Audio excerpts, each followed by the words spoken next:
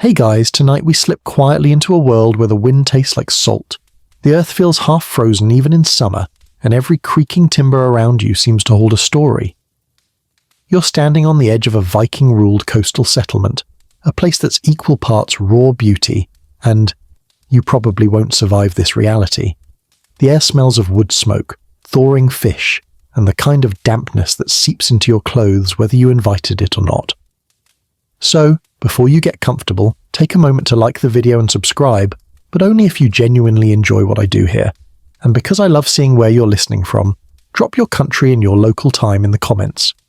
Now, dim the lights, maybe turn on a fan for that soft background hum, and let's ease into tonight's journey together. You arrive without ceremony, just your boots pressing into damp earth as you wander toward the cluster of longhouses. A gull screams overhead with the kind of attitude only gulls have, and somewhere to your right, a carpenter is rhythmically striking an axe against a log. Under Viking rule, work never really stops. It only shifts from one demand to another. The settlement isn't huge.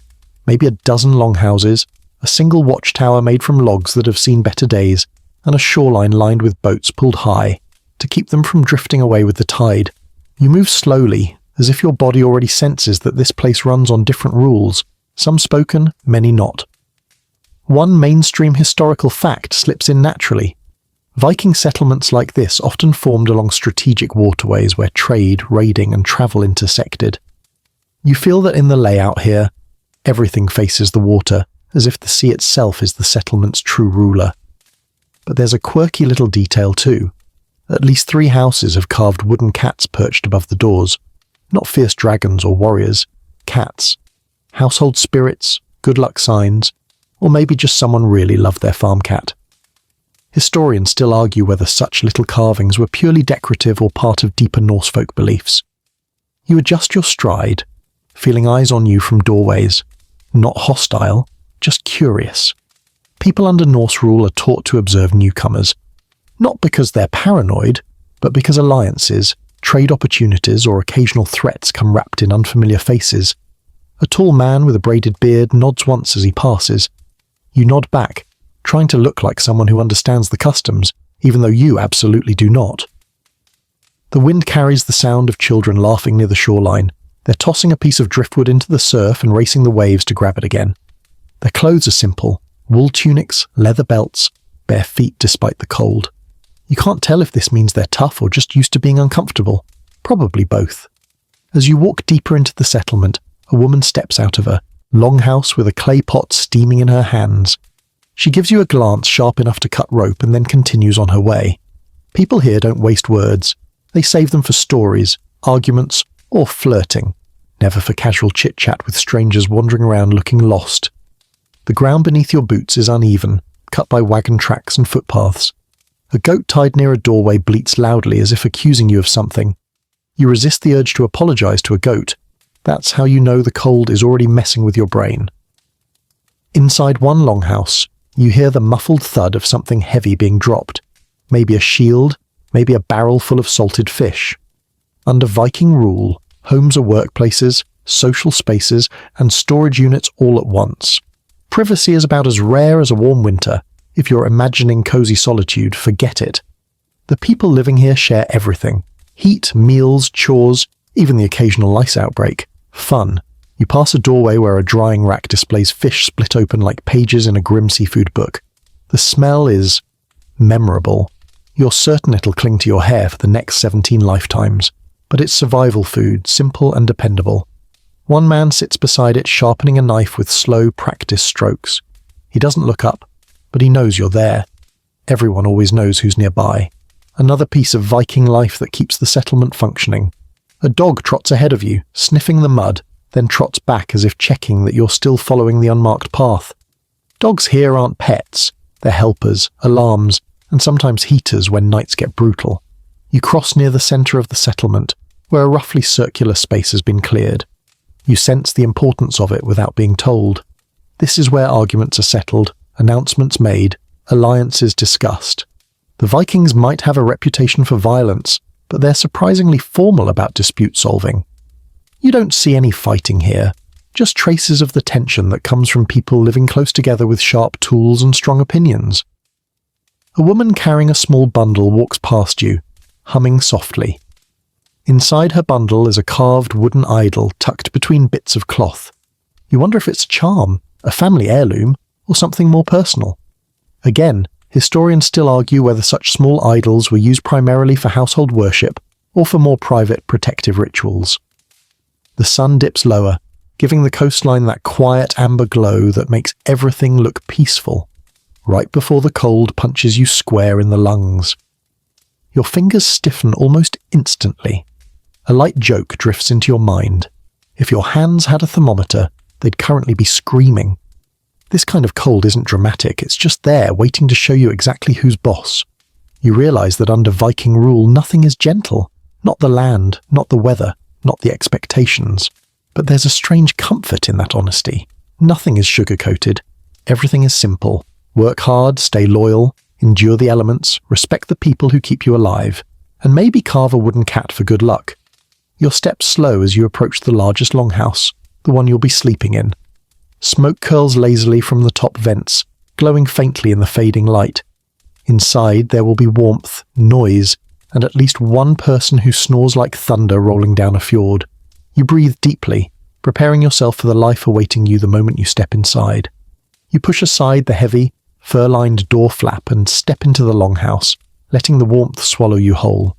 The heat hits you first, not a gentle warmth, but a thick, smoky blanket that clings to your skin and travels straight into your lungs. You cough once, quietly, because you don't want to look like the newcomer who can't handle a little smoke. But let's be honest, your eyes are already watering. Whoever told you Viking longhouses were cozy forgot to mention the part where you live inside what is basically a controlled chimney. The interior is dim, lit by a handful of oil lamps and the orange glow from the fire pit running down the centre of the hall.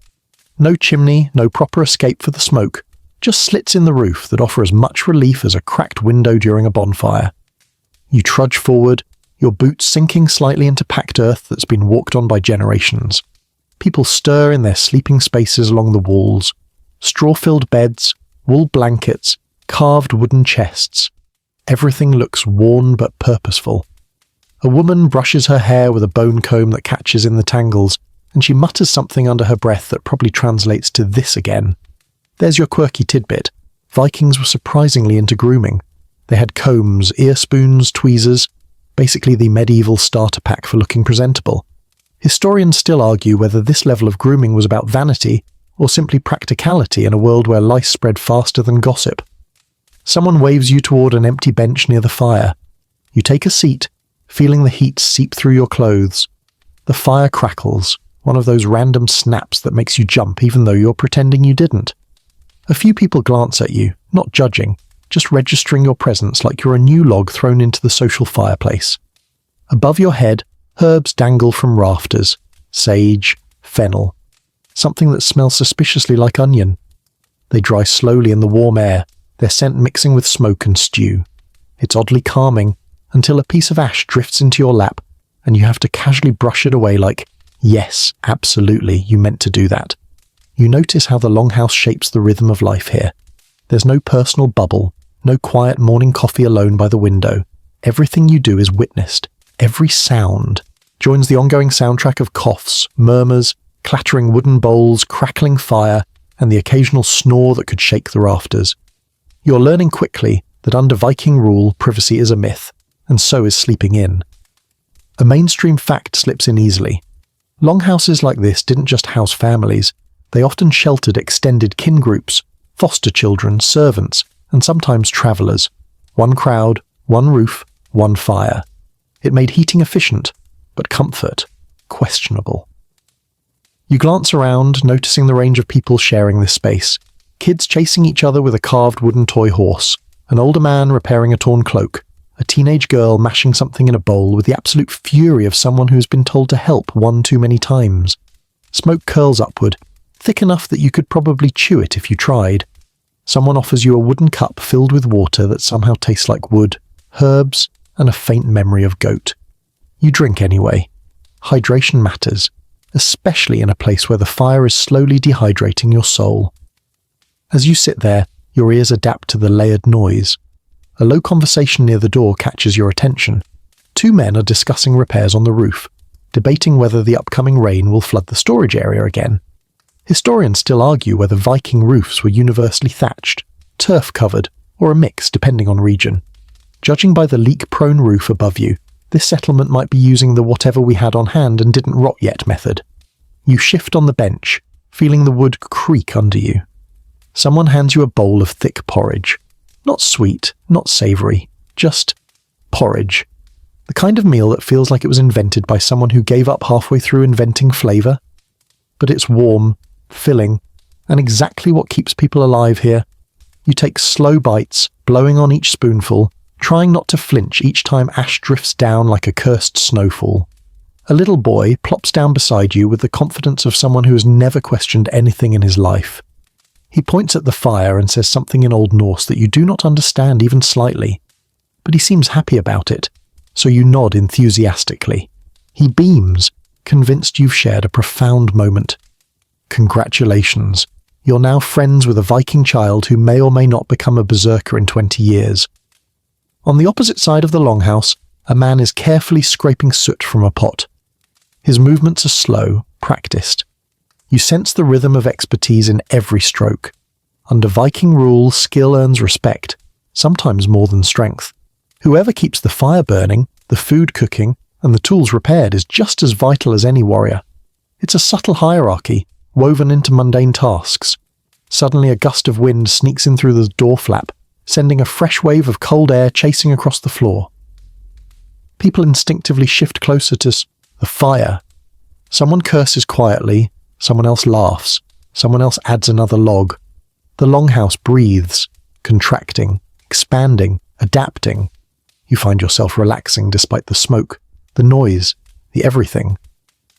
There's something grounding about being in a space where survival is collective. You might suffocate slightly, but at least you're suffocating together. A woman approaches with a bundle of wool and a spindle.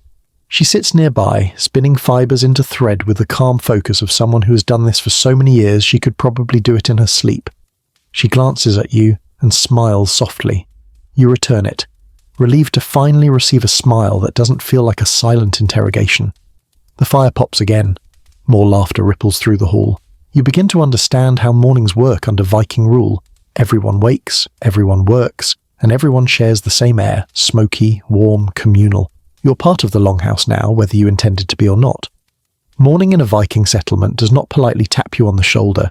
It drop-kicks you into consciousness with noise, cold drafts, and the unmistakable smell of someone poking at the fire long before you're ready to rejoin the living. You try to pretend you're still asleep, but a nearby goat bleats directly outside the longhouse wall, with the subtlety of an alarm clock having a meltdown. So up you get. The moment you sit upright, the chill hits you. Somehow, the longhouse is simultaneously smoky and cold, an impressive combination that shouldn't be physically possible, yet here we are. You pull your cloak tighter around you and step toward the centre of the hall, where embers glow faintly under yesterday's ash. A woman is already crouched there, carefully stirring the coals, adding small bits of kindling. She gives you a look that says, either help or get out of the way. So you grab a chunk of wood and place it near the edge of the pit, trying not to drop it directly onto her hand. Success. Barely. One mainstream historical fact floats in. Viking mornings really did start early, much earlier than any modern human with a mattress and a dream would prefer. Sunrise meant chores, and chores meant survival. Even the laziest member of the household couldn't hide for long. But here's your quirky detail. You notice a child carrying a bucket of water with a carved wooden chicken dangling from the handle. Not a toy, more like a charm. Some families believed carved animals kept bad luck away from the hearth. Historians still argue whether these carvings were tied to household gods or just comforting little traditions passed down with no grand meaning. You step outside into the morning air, instantly regretting your life choices. The cold slaps you right across the face, like a frostbitten handshake from Mother Nature. Your breath fogs instantly, swirling away before you can even finish exhaling. The ground crunches beneath your boots. Frozen mud. Nature's way of saying, don't get too comfortable. Chores begin the moment you cross the threshold. A teenager with a mop of unruly hair hands you a wooden bucket and points toward a pen full of sheep. Great. You, a person who probably struggles to keep houseplants alive, are now responsible for living, breathing wool factories. You trudge toward the animals, your feet sliding slightly on the frosted earth. The sheep look at you with the kind of skepticism usually reserved for tax collectors and suspiciously friendly strangers. You scoop water into troughs, trying not to splash yourself. The animals lean in immediately, drinking with enthusiastic slurps. You can't help smiling. Survival chores may be brutal, but they're straightforward. No emails, no notifications, just keep the animals alive or everyone starves. A man walks by carrying a pile of firewood stacked so high you're amazed he can still see. He drops a log, swears softly in Old Norse and keeps going. You pick it up for him and jog a few steps to return it. He nods once, an entire conversation condensed into a single gesture. Under Viking rule, gratitude hides in subtle movements, not flowery words. You shift to your next task, helping with breakfast preparations. You join a small group around an outdoor table, really just a plank resting on stumps. Someone hands you a knife and a pile of vegetables that have seen better days. You chop them as evenly as you can, though your fingers are stiff, and you're fairly certain at least one of these roots is judging you. A woman beside you hums while she works. Her knife moves so fast it's practically a blur. She glances over and gently adjusts your grip without saying a word. Wrapped in that small gesture is an entire social lesson. Don't pretend you know everything, don't waste food, and don't slow down the group. You try again, and somehow the knife feels more stable. Smoke drifts from the longhouse roof as someone inside stirs a pot of morning stew. You hear the clatter of wooden bowls, the shuffle of feet, the low rumble of sleepy voices. Breakfast won't be glamorous, it never is, but it will be hot and filling, which is enough to feel like luxury here. You carry a bucket of chopped vegetables back inside, your shoulders aching from effort you're absolutely not conditioned for. Inside, the warmth is heavenly compared to the icy air outside. You empty the bucket into the pot and stir gently, careful not to splash. A thick steam rises, filling your face with warmth and a smell that can best be described as edible if you're starving. People gather slowly for the morning meal. Some sit on benches, others on the floor, kids wedged between adults like little wedges of humanity. You ladle stew into bowls, handing them out with the solemnity of a priest offering communion. A little joke drifts through your mind. If Michelin stars existed here, this stew would get, well, none. But it would keep the Michelin inspector alive, which is arguably more important.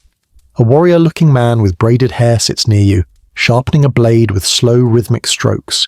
He eats without breaking his focused expression.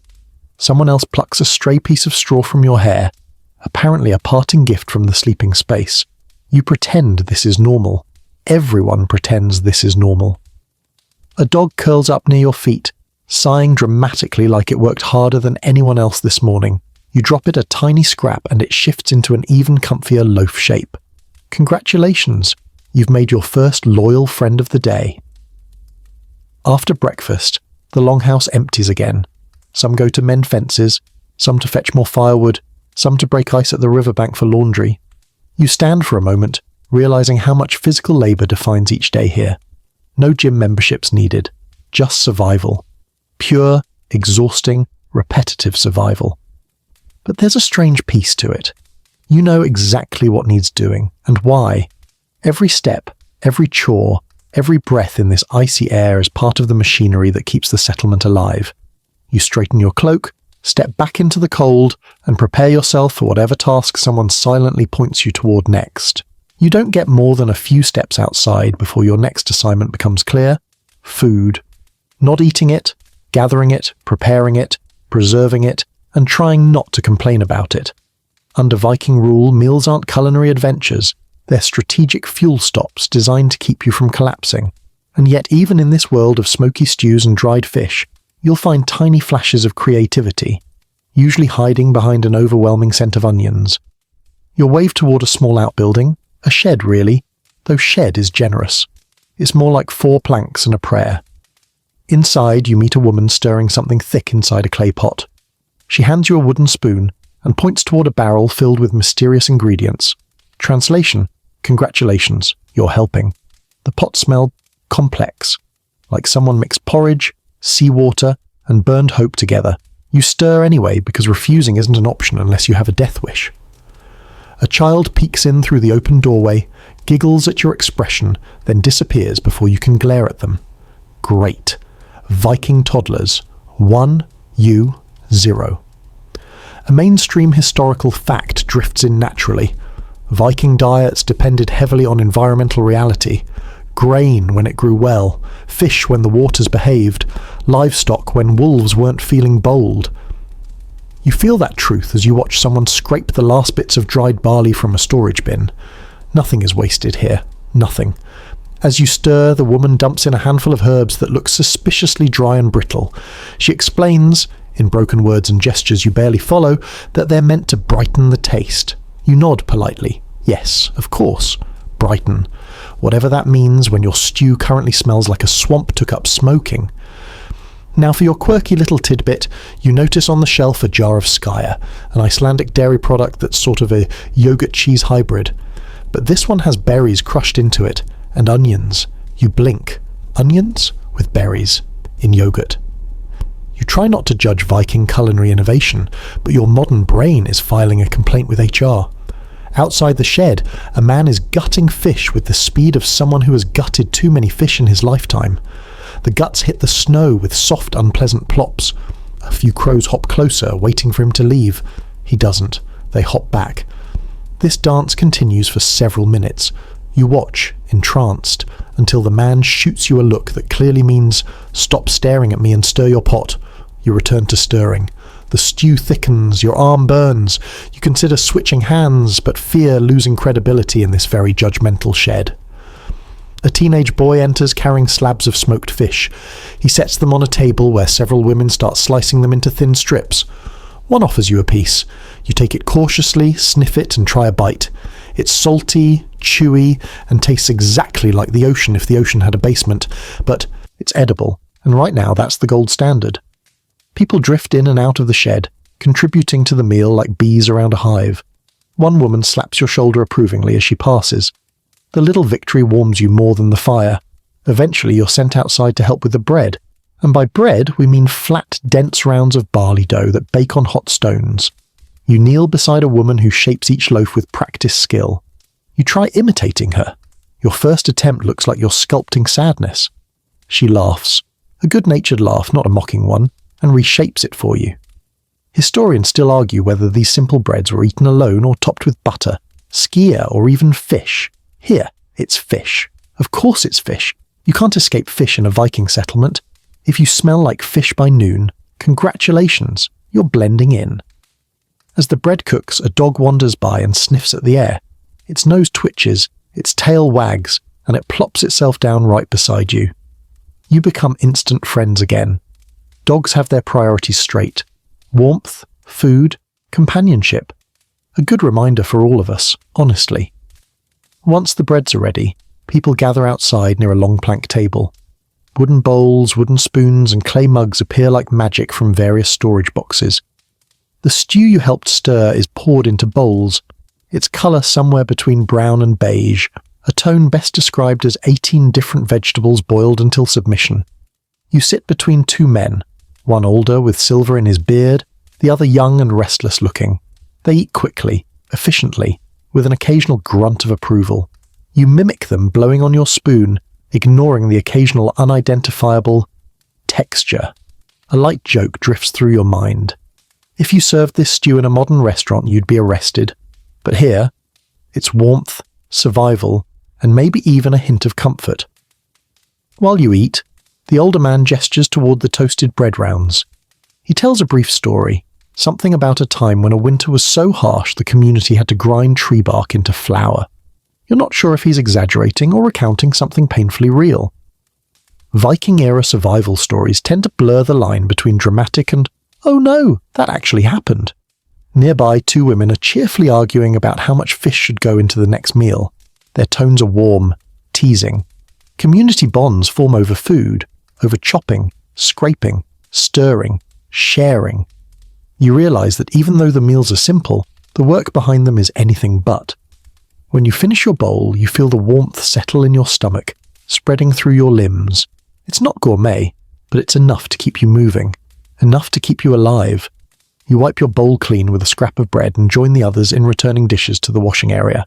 Someone jokes that tomorrow's stew will taste better because it can't possibly taste worse. The group laughs softly. You laugh too, relieved that humour translates across centuries. Your morning is ending, your energy restored, and your understanding of Viking food deepened. Not glamorous, not easy, but surprisingly grounding. Fuel for the day ahead. You wander toward the centre of the settlement again, drawn by the noise, laughter, haggling, the clatter of objects being shifted, and the unmistakable sound of someone negotiating way too aggressively over something that is definitely not worth the argument. Welcome to the Viking marketplace, where the currency is half silver, half attitude, and entirely essential to daily life. The marketplace isn't a grand bazaar with colourful awnings. It's more like everyone dragged their stuff outside and hoped the weather wouldn't ruin it. A few makeshift stalls line the packed earth clearing, just planks laid across barrels, cloth draped over poles, and, in one case, a table that looks suspiciously like a repurposed door. You're immediately swept into the energy of it, raw, practical, and buzzing with the kind of social electricity that only happens when half the community shows up at the same time. A woman selling woven belts calls out to you. She holds up her handiwork proudly, and the patterns are shockingly intricate. Diamonds, knots, little repeating creatures. You run your fingers along the wool, feeling the tight weave and the oils that make it water-resistant. Here's your mainstream historical fact. Viking textiles were famous for durability and craftsmanship. The colours came from natural dyes, madder root for red, woad for blue, birch bark for yellow, and the results were far more vibrant than the movie grayscale aesthetic suggests. The woman offers you a belt. You have nothing to trade except your last scrap of bread and the sincerity in your eyes, so you decline politely. She shrugs, no offence taken, and turns her attention to a man trying to barter with what appears to be a slightly mouldy cheese. Good luck to him. As you weave through the market, the air fills with a mix of smells: dried fish, wood smoke, damp wool, and something sweet coming from a pot bubbling near a stall. You drift toward it, curious. A younger woman is stirring a mixture of berries and honey, making a syrup used to sweeten otherwise bleak meals. She offers you a tiny taste on her wooden spoon. It's delicious. Shockingly delicious, in fact. The kind of sweetness that feels like someone briefly handed you a piece of the sun. Your quirky tidbit arrives naturally. Beside the syrup pot is a bowl of fermented fish buried in salt. Apparently, when the syrup runs out, that's the next snack option. You stare at it, horrified. The woman laughs and tells you, through gestures and expressions more than words, that it's an acquired taste. Historians still argue whether fermented fish was a staple or more of a regionally specific oddity. Regardless, you hope today is not, the day you have to acquire it. Nearby, two men are deep in an extremely passionate negotiation over a single iron knife. The seller holds it up, demonstrating the edge with reverence. The buyer squints, pokes at the blade, taps it against a wooden post, and frowns like he's inspecting a suspicious document. Eventually they agree on a trade, a knife for half a sack of grain, and a promise to help repair the buyer's roof later in the week. That's Viking bartering. Part goods, part services, part handshake, part social obligation. You stop by a stall with pottery, rough, uneven, but surprisingly charming pieces. A teen girl is painting simple geometric designs onto the wet clay. She works slowly, tongue sticking out slightly in concentration. When you compliment her work, she beams like you've just told her she won the Longhouse lottery. You make a note. Living under Viking rule means celebrating small joys when you find them. A shout grabs your attention. Not angry, just loud. Because apparently people here don't believe in indoor voices even when outdoors. A fisherman lifts a wriggling catch from a bucket, proudly waving it at his customer. Water splashes everywhere, including your boots, because the universe enjoys humbling you. You wipe the droplets away and continue down the line of stalls. Someone sells carved bone needles. Someone else has a basket of antlers. Another person is offering something that looks like a lumpy ball of wax but is apparently a kind of soap. You lean in. It smells like rendered fat mixed with ash. Practical, if not luxurious. You casually step back before the seller can rope you into buying it. One man waves you over to show off a small wooden chest filled with trinkets, glass beads in deep blues and greens. The beads catch the morning light and glimmer beautifully. Viking beads travelled far through trade routes, reaching the north from places as distant as the Middle East and the Mediterranean. You feel the weight of that global connection, how objects carried stories, cultures, influences. As you admire the beads, a nearby argument breaks out. Nothing violent, just two women debating prices with enough passion to power a windmill. One slaps her hand on her stool, the other tugs at her own braid in frustration. Finally, they settle on an agreement and both instantly relax. You marvel at how Viking arguments wrap up efficiently, as if everyone here knows life is too short to hold grudges when winter could kill you both by next week. A little boy darts past you carrying something suspiciously shiny. Behind him, someone yells his name with practiced exasperation. You don't intervene, you're not in the business of getting between children and their commitment to chaos. As the crowd swells, you take a step back and absorb the atmosphere. Lively, practical, interconnected. The market isn't just about goods. It's the heartbeat of the settlement, where gossip spreads, alliances strengthen, and daily, life breathes. You overhear someone complaining that the last raid didn't bring back enough silver. Someone else comments about a neighbour's sheep wandering into their yard. Another person mentions preparations for an upcoming feast. Everything here intersects. Economy, relationships, survival, rumours and responsibilities. You're part of it now, swept into a current older and stronger than you expected. A final breeze cuts through the air, carrying the smells of food, wood and sea. You pull your cloak tighter, take one last look at the bustling market, and feel yourself settling deeper into the rhythm of Viking life, where even trading feels like a small adventure. You drift away from the marketplace, your arms a little sore, your cloak a little heavier with the lingering smell of dried fish, and your mind buzzing from the sheer density of human energy you just pushed through. But as you move toward the quieter paths between longhouses, something else becomes impossible to ignore. The invisible rules, the social wiring, the code of honour and reputation that quietly governs everything here more strictly than any chief ever could. Living under Viking rule isn't just about chores, food or weather, it's about understanding how to exist without accidentally insulting someone, offending someone, or getting challenged to something you will absolutely lose. You start noticing it the moment you step off the main path. Two men pass each other ahead of you. They exchange a brief chin lift, barely a gesture, but the tension in their shoulders loosens afterwards. You've seen this before now. A silent acknowledgement. A nod that says, I see you, I respect you, we're good. Miss that gesture and you might be seen as rude. Do too much, and you might look like you're trying too hard. The balance is delicate, and you're basically walking a social tightrope in wool socks. A mainstream historical fact slots neatly into the scene. Norse society revolved around honour, a concept that blended reputation, reliability, courage, and public perception into one huge invisible scoreboard. If someone damaged yours, you were expected to defend it. Not with melodramatic chest-pounding, but with measured, socially acceptable escalation. Preferably without losing an ear. As you walk, a group of women pulling laundry from a riverbank greet you with soft nods. You nod back, subtly copying the angle and timing like you're trying to blend into a school of fish. One of them hands you a wet tunic and gestures toward a line for hanging. You obey immediately because the last thing you need is to insult someone's mother's cousin's husband by mishandling his laundry. The tunic is cold, heavy, dripping onto your boots. You hang it carefully, making sure it doesn't sag or fall. A woman glances your way again and gives a small, approving smile. You exhale with disproportionate pride. Your quirky tidbit arrives unexpectedly. One of the women pulls out a small wooden charm shaped like a hammer, Thor's hammer, Mjolnir, attached to the hem of her dress.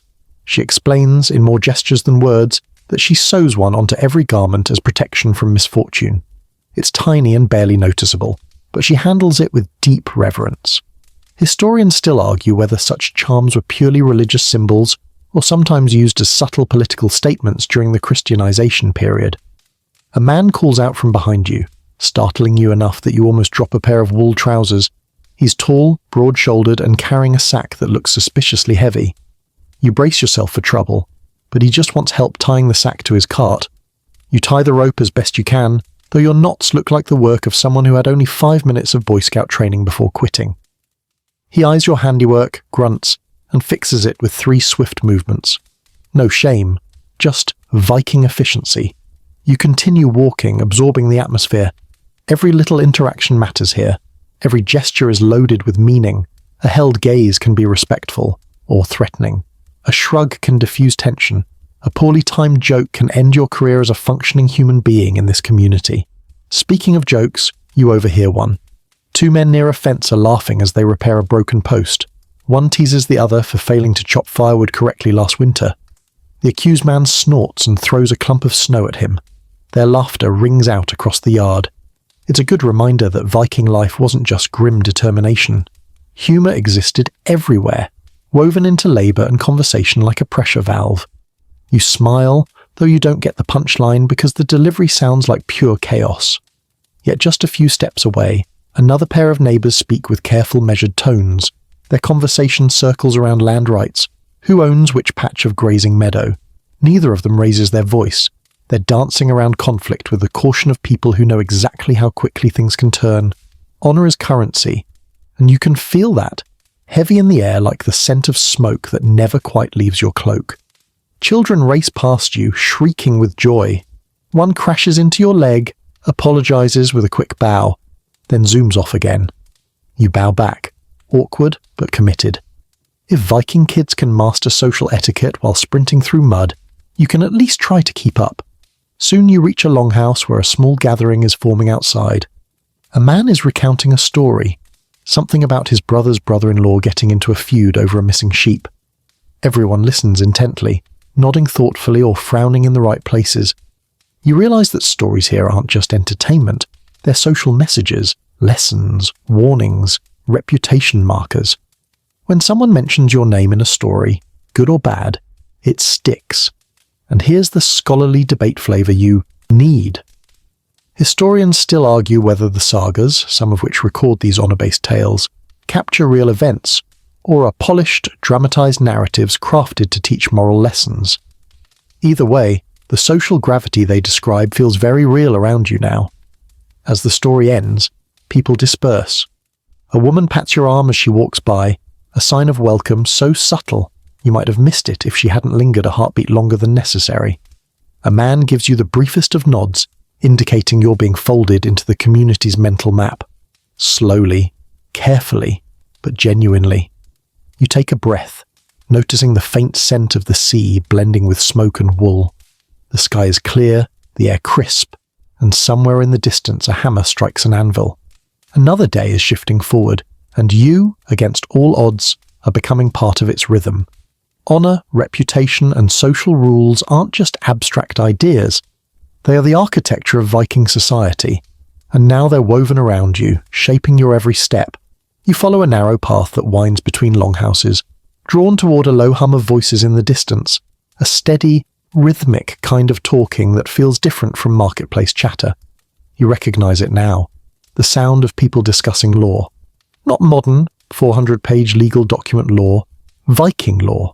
The kind where memory, reputation and community hold more weight than any written statute ever could. You approach a small open space near the edge of the settlement, where several men and women are gathered in a loose circle. No raised platform, no judge's bench, no dramatic all rise. Just people, neighbours, standing in the cold, their cloaks pulled tight, breathing fog into the crisp air as they speak one by one. You step closer quietly, hoping to blend in without stepping into a social minefield. A mainstream historical fact slips in naturally. Viking law was often delivered at assemblies called things, where free people resolved disputes, judged crimes, and made community decisions. No single person held all the power. Instead, authority was distributed among respected voices. Even chiefs weren't above the law. They were bound by it just like everyone else. In this small settlement, this isn't a full thing. It's more like the village-level version, where minor disputes get settled before they escalate into something that requires an actual assembly. After all, nobody wants to travel miles just to argue over a goat, unless the goat was extremely important or extremely provocative. You hang back at the circle's edge and listen as the first speaker, a compact man with a scar along his cheek, explains that his neighbour's sheep wandered onto his land again. A woman beside him nods vigorously in agreement, as if the sheep personally offended her too. The accused neighbour looks unimpressed and mutters that the fence mysteriously moved. This triggers several snorts and eye rolls because everyone knows fences don't move on their own unless the gods decided to play a practical joke. The mediator, an older woman with a voice like worn leather, raises her hand and the chatter quiets instantly. You notice how everyone respects her, not because she's loud or commanding, but because she's known for fairness. Her presence itself is a social anchor, and here slips in your quirky tidbit. She carries a carved wooden staff topped with a tiny horse. You'd assume it's symbolic, but actually it's just her walking stick. She broke her old one on a frozen route last winter and never bothered to remove the decorative carving. Still, people treat it with ceremonial reverence, almost like an unofficial sign of her authority. She listens to both sides, occasionally asking pointed questions that cut straight to the heart of the matter. You marvel at how calm, structured, and, mature the whole process is. No yelling, no fistfights, no dramatic accusations. If YouTube comment sections learned even 10% of this etiquette, civilization would advance overnight. The woman finally delivers her judgment. The sheep's owner must repair the fence and provide a small amount of wool to compensate for grazing the neighbour's grass. Both parties nod, agreement secured. No one storms off dramatically. You almost applaud, but a child tugging at your cloak distracts you before you embarrass yourself with foreign enthusiasm. Nearby, a different dispute emerges. A young man accusing another of borrowing a tool and not returning it. The accused frowns and pats his pockets as though the missing tool might be hiding in a pocket the size of a sandwich. The older woman gives him a flat stare that communicates centuries of disappointment. He sighs, admits he lost it in the woods, and offers to replace it. Case closed. No one threatens to sue. No legal fees. No paperwork. Honestly, it feels refreshing. Here's your scholarly debate phrase. Historians still argue whether Viking laws were truly egalitarian, or if wealthy families quietly influenced outcomes behind the scenes. What you're watching here feels fair, but you also notice subtle social dynamics, deference to respected elders, indirect pressure on certain individuals, the quiet power of reputation. Nothing is written down, yet everyone knows the rules. A man with wide shoulders and a wide personality approaches you with a grin. He talks rapidly in Old Norse, gesturing at the group, at the sky, at you, at the earth, at the sky again, like he's giving the weather report and the legal summary simultaneously. You smile and nod. He seems pleased. He pats your back hard enough to dislodge a lung and strolls away whistling. You take a seat on a nearby rock as the assembly shifts to a more serious matter. A woman steps forward, explaining that she found footprints near her storehouse late at night. Footprints that shouldn't have been there. People murmur. This crosses from annoying into the realm of dangerous. Theft undermines trust, and trust is the backbone of survival here. As she describes the prints, several listeners nod knowingly. Someone suggests checking the riverbank, where tracks often lead. Another proposes asking the dogs. They notice everything. And someone else mutters something about ghosts, earning several amused snorts. Eventually, a group agrees to investigate together later in the day. No mob mentality, no panic, just a collective responsibility. You feel the weight of that. In this world, safety isn't enforced by guards or locks, it's enforced by shared vigilance. As the gathering winds down, the older woman disperses the crowd with a single wave of her hand. People drift back to their chores. A few linger to continue discussing smaller grievances, but even these seem to dissolve naturally under the rhythm of mutual respect and community expectations. You stand, stretching your legs, and feel a subtle shift inside yourself. You've now witnessed how law functions under Viking. Rule, not as an external force, but as woven social fabric. You understand why these people behave with such careful courtesy, why reputation matters so profoundly, why even small disputes are handled with such structured calm. Because in a world where survival depends on one another, justice isn't just a system, it's teamwork. The settlement quiets as the legal gathering dissolves, but beneath the calm you feel something new, an undercurrent, a subtle tension humming through the cold air like a distant drumbeat. It's not danger exactly, but awareness, preparedness. The instinctive tightening that happens in a community that knows its safety can shift with a single shout, a single horn blast, a single shadow at the edge of the tree line.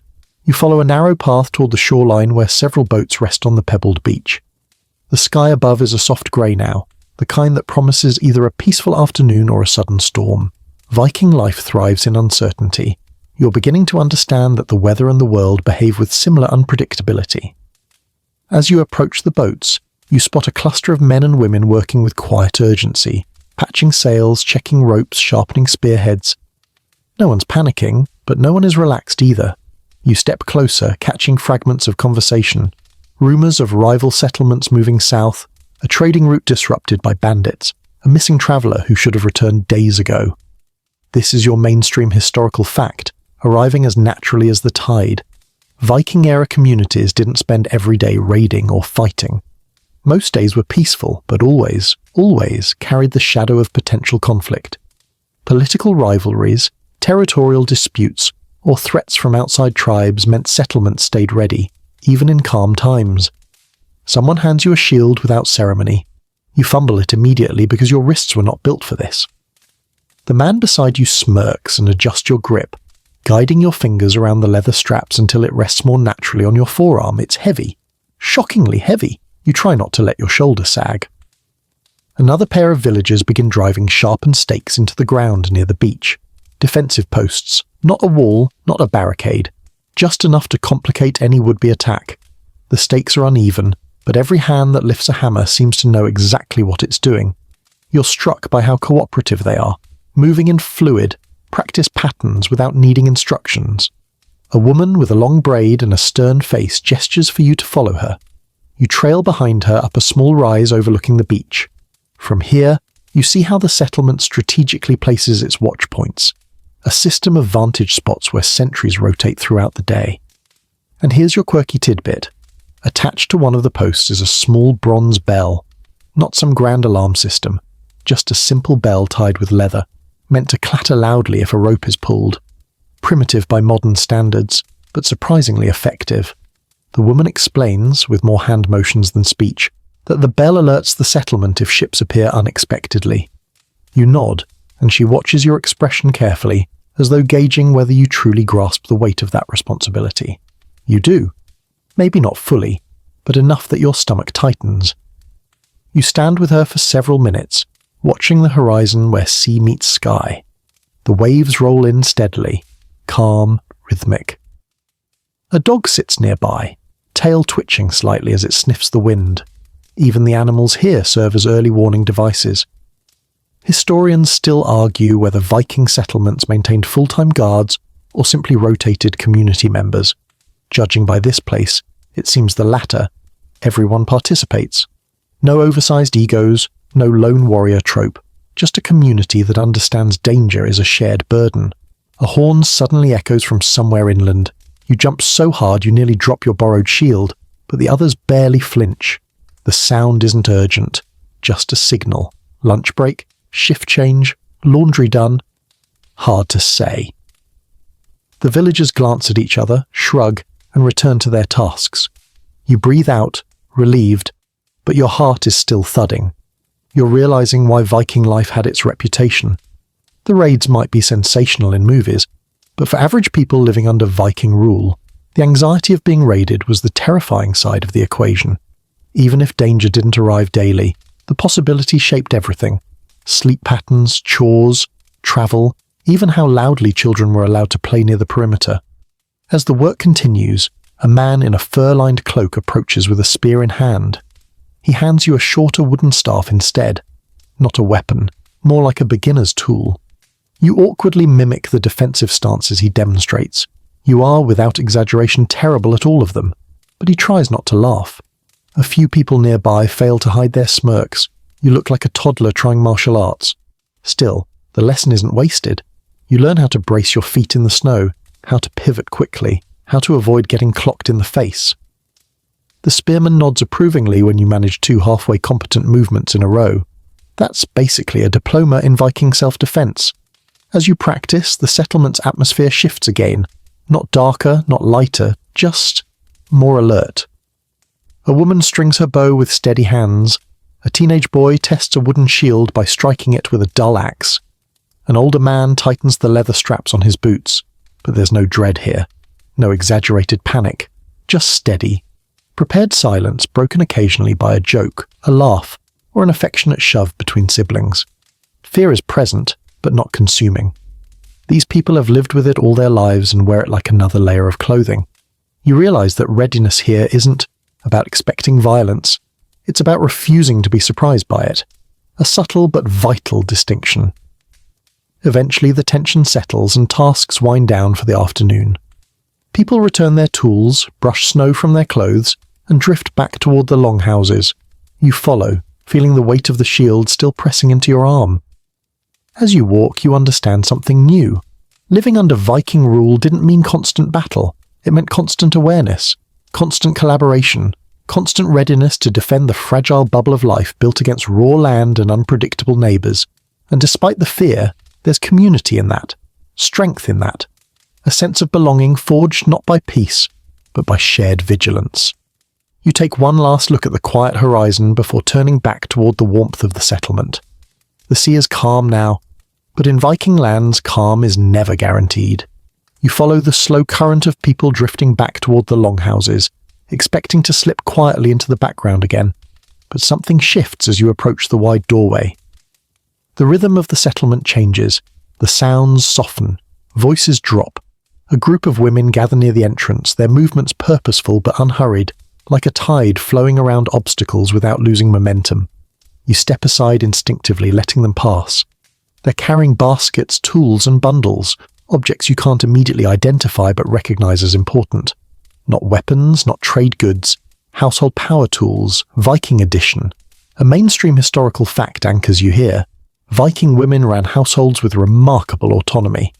They managed food, resources, keys, property, and even business dealings. Marriage didn't erase their rights. It added responsibilities.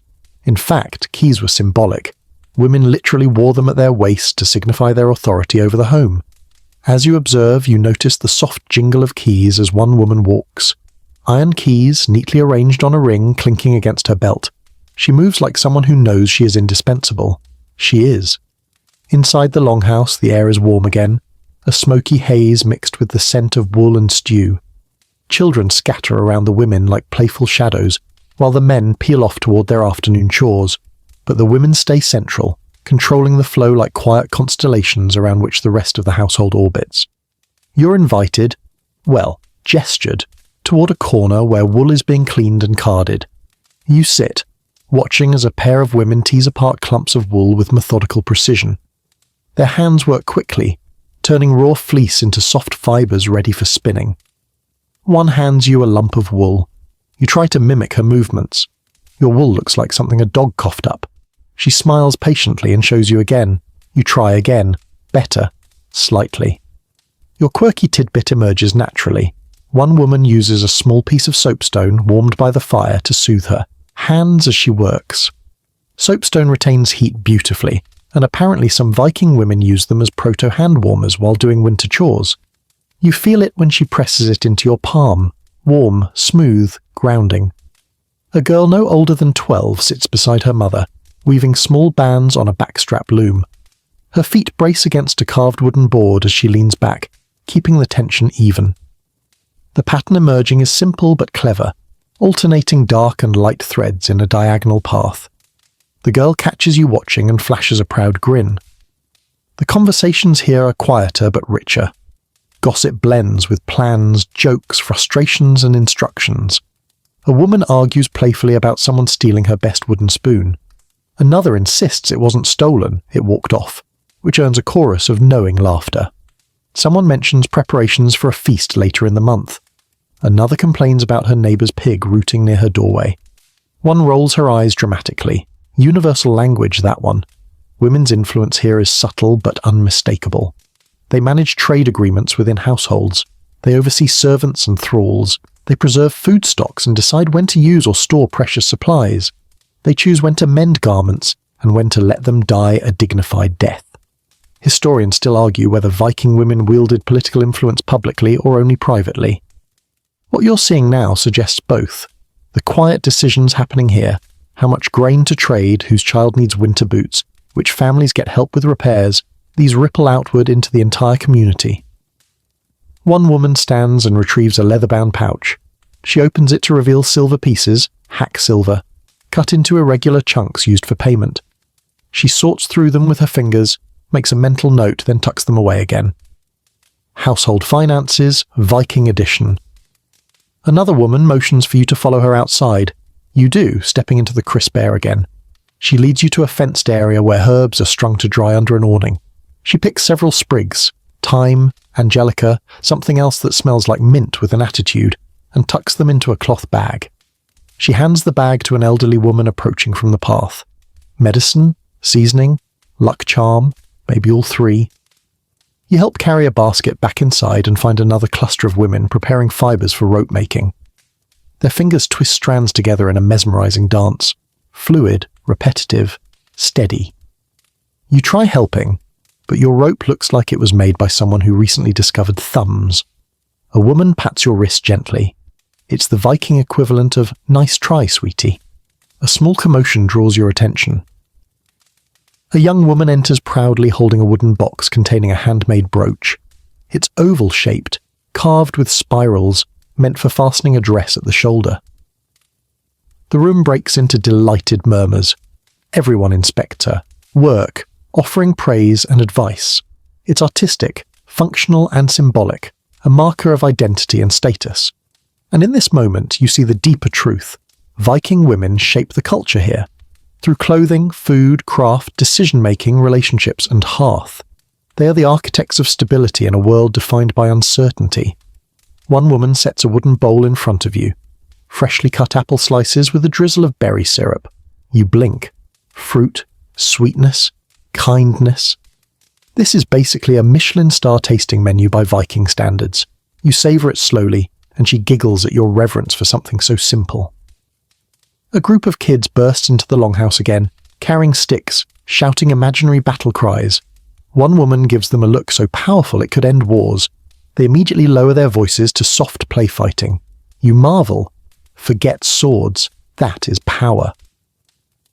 As the afternoon settles, the women begin shifting tasks again, cleaning tools, storing supplies, tending children, preparing the evening hearth. Their movements are coordinated, decisive, confident. Under Viking rule, their work is not background labour. It is the backbone of survival. You sit quietly for a moment, absorbing the warmth, the conversations, the rhythm. You realise you're witnessing something far more complex than the stereotype of warrior culture. This is the real machinery of Viking life, and its engine is powered here, in the hands, hearts, and quiet authority of its women. You slip out of the longhouse again, blinking against the cold as your eyes adjust from warm dimness back to the pale afternoon light. The settlement hums around you, axes striking wood, voices drifting in the air, the rhythmic clang of metal on metal. If Section 9 showed you the quiet power of the women who run the home, Section 10 pulls you into the world of hands-on labour, craftsmen, workers, and the people whose skills keep every house, tool, boat, and body functioning. You wander toward the source of that steady metallic rhythm. The blacksmith's area isn't a grand forge, just an open shed with a slanted roof and a fire pit glowing like a small sun. Sparks dance each time the hammer falls. The blacksmith, broad arms, soot-streaked face, hair tied back with a leather strip, barely glances at you before returning his entire soul to the iron he's shaping. A mainstream historical fact arrives naturally. Viking settlements relied on local craftsmen, especially blacksmiths, whose work was vital for making nails, tools, weapons, hinges, locks, and even tiny decorative pieces. A skilled smith held enormous respect. You feel that in the air, the quiet reverence of a craft that sits between art and survival.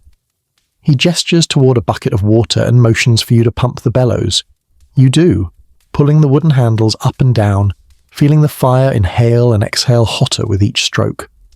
The smith nods approvingly. You pretend you aren't sweating from a task that children here probably do without blinking. Nearby, a pile of scrap metal sits waiting for recycling.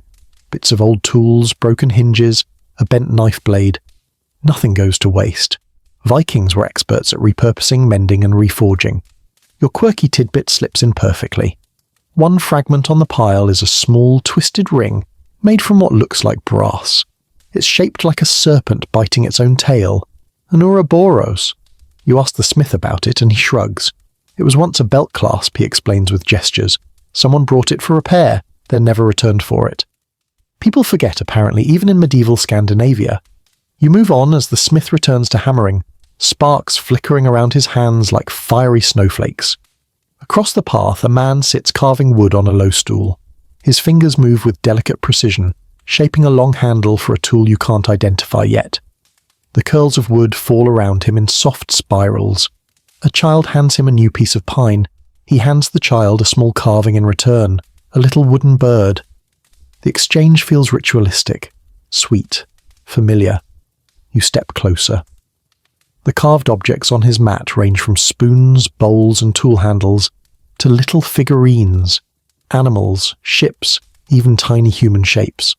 Some are practical, some decorative, some clearly meant as toys. Historians still argue whether these figurines were children's playthings, ritual objects, or a little of both. Here, they seem like everything at once. He invites you to sit. You take the stool beside him.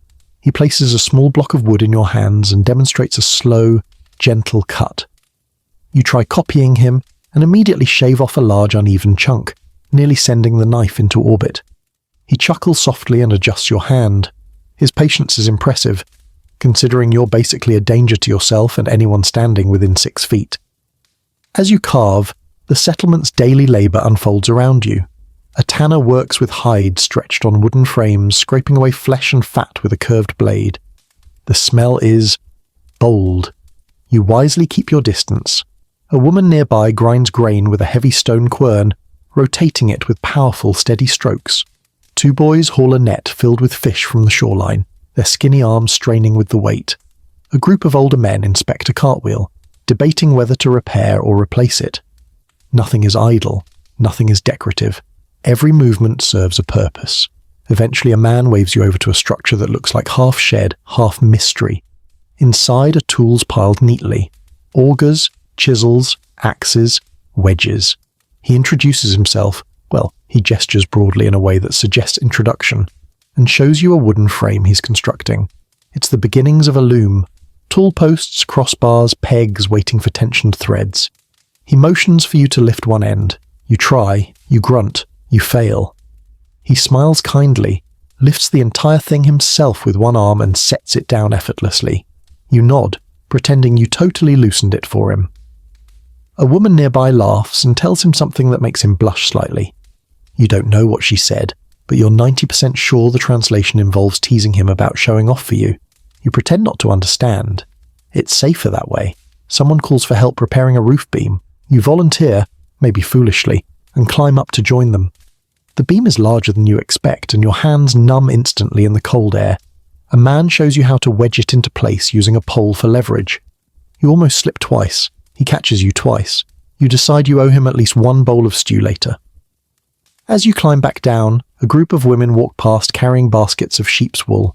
They're taking it to be washed, beaten, carded, and spun. Even though this was technically covered in the last section, you realise now how interconnected all labour is here. The woodworkers build looms, the smith makes spindle whirls, the tanners prepare straps for tools, the fishermen supply food. Every craft supports another like an intricate web. Here's another quirky tidbit. One man is making a bizarre-looking tool with a curved handle and toothed end. It's a breaking comb, used to process flax into fibres. It looks like a cross between a rake and a medieval torture device, proving that Viking crafting occasionally doubled as nightmare fuel. You continue walking, and a young girl hands you a piece of sanded driftwood. She holds up a knife and raises her eyebrows. You raise your eyebrows back in pure terror. She laughs and walks off, clearly amused by your fear of children with blades. As the afternoon stretches on, you begin noticing the quiet pride in these craftsmen and labourers. They aren't warriors, they don't seek raids, they don't boast or shout, but their hands shape the settlement, literally.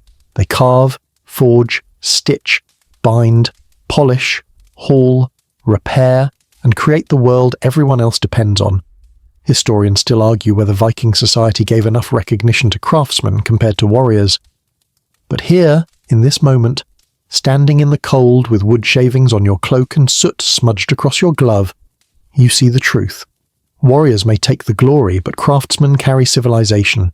Someone hands you a carved spoon, simple, worn smooth, beautifully practical. A gift, a sign you've been accepted, at least a little. You tuck it into your belt, strangely touched. The day's work winds down. Tools are stored, fires banked, hides folded, nets mended. People drift toward the longhouses with tired steps but warm faces. You walk among them, feeling a new appreciation for the hidden machinery of Viking life. Not just warriors, not just chieftains, but the hands that built everything. You follow the flow of tired workers and drifting smoke toward the shoreline again, but this time not out of duty, out of curiosity. The sea has been a distant, cold backdrop to your day so far, but now it calls to you with a low, steady rhythm. You feel the pull immediately. In a Viking settlement, the ocean isn't scenery. It's the highway, the pantry, the barrier, the threat, and the lifeline. Everything bends toward it. As you approach the beach, you see boats, real Viking boats, lined up like sleeping animals. Long, narrow hulls carved from oak, graceful curves that seem to hum with potential energy even while still. Some are ferries for short travel, others smaller fishing craft, and one, longer than the rest, looks like it could take 20 men across open water without hesitation. A mainstream historical fact slides in effortlessly. Vikings were among the world's greatest shipbuilders, using clinker-built hulls, overlapping planks that made their vessels strong, flexible, and absurdly fast. You run your hand along one of the hulls now and feel every smooth ridge, every iron rivet, every layer of pitch sealing the seams. These boats are not crude. They are engineering poetry. Several people are preparing a small crew ferry for travel. They place oars inside, secure bundles under the seats, and test the ropes. You quietly help steady the hull as a woman loads a crate. She nods a quick thanks. Once again, you're the human equivalent of a very confused but well-meaning intern in this society. A man waves you aboard another smaller boat. Apparently you're going out on the water. You swallow, because the ocean looks cold enough to erase your existence. But you climb in anyway, settling on a wooden bench that creaks ominously beneath you. The man hands you an oar. Oh no, upper body strength is about to become your personal enemy. Two others join you, one older, one younger, both dressed in wool tunics and cloaks wrapped tight against the wind. With a brief shout, the boat is pushed off the pebbled shoreline, sliding into the water with surprising smoothness. You grip the edge instinctively, knuckles whitening as the boat rocks gently. The air shifts immediately, colder, sharper, filled with the smell of brine. The settlement feels far behind you now, shrinking as the waves nudge your boat outward. You begin to row, awkwardly, unevenly, splashing yourself every third stroke. The older man taps your foot, adjusting your posture with a firm nod. You try again. Better. Slightly. At least you're not endangering the structural integrity of the boat anymore. A quirky tidbit drifts into the moment. You notice a small carved charm tied to the prow of the boat. A wooden fish with exaggerated eyes. One of your companions touches it lightly before rowing. He doesn't explain it, but his gesture tells the story. Historians still argue whether these carvings were spiritual talismans, sailor jokes, or simply a way to identify boats within a community. Whatever the truth, this fish is clearly cherished. The rhythm of rowing becomes strangely soothing. Oars dip into the water, rise, drip, and repeat. Your breathing matches the movement. For the first time since arriving here, you feel in sync, not just observing Viking life, but participating in it. You ask where you're going. The older man points toward a rocky outcrop farther along the coast. You squint. It looks far, very far. But your arms commit to the journey anyway, because it's not like you can Uber back. As you approach the rocks, seabirds circle overhead, calling out with sharp cries that echo across the water. The boat glides close enough that you can see mussels clinging to the stone. The younger rower jumps out, wading knee-deep as he carries a rope ashore and ties the boat to a sturdy driftwood stake. You follow gingerly, your boots slipping on algae-covered rock. You make it to shore without face-planting, a small miracle. The men begin gathering kelp washed up on the rocks. You blink, confused. They gesture for you to help. You do, collecting the long, slippery strands and piling them onto the boat. When you give them a questioning look, the older man explains in simple words, kelp for the animals, kelp for fertilizer. Nothing is wasted here. As you gather armfuls of the slick seaweed, A gust of wind makes you stumble. You catch your balance just in time, earning a rare smile from the older man. Progress. While you work, the conversation shifts. You pick up fragments, talk of weather, stories of past voyages, a joke about a man losing his trousers while climbing into a boat. The laughter is warm, genuine. You've noticed this about Viking humour.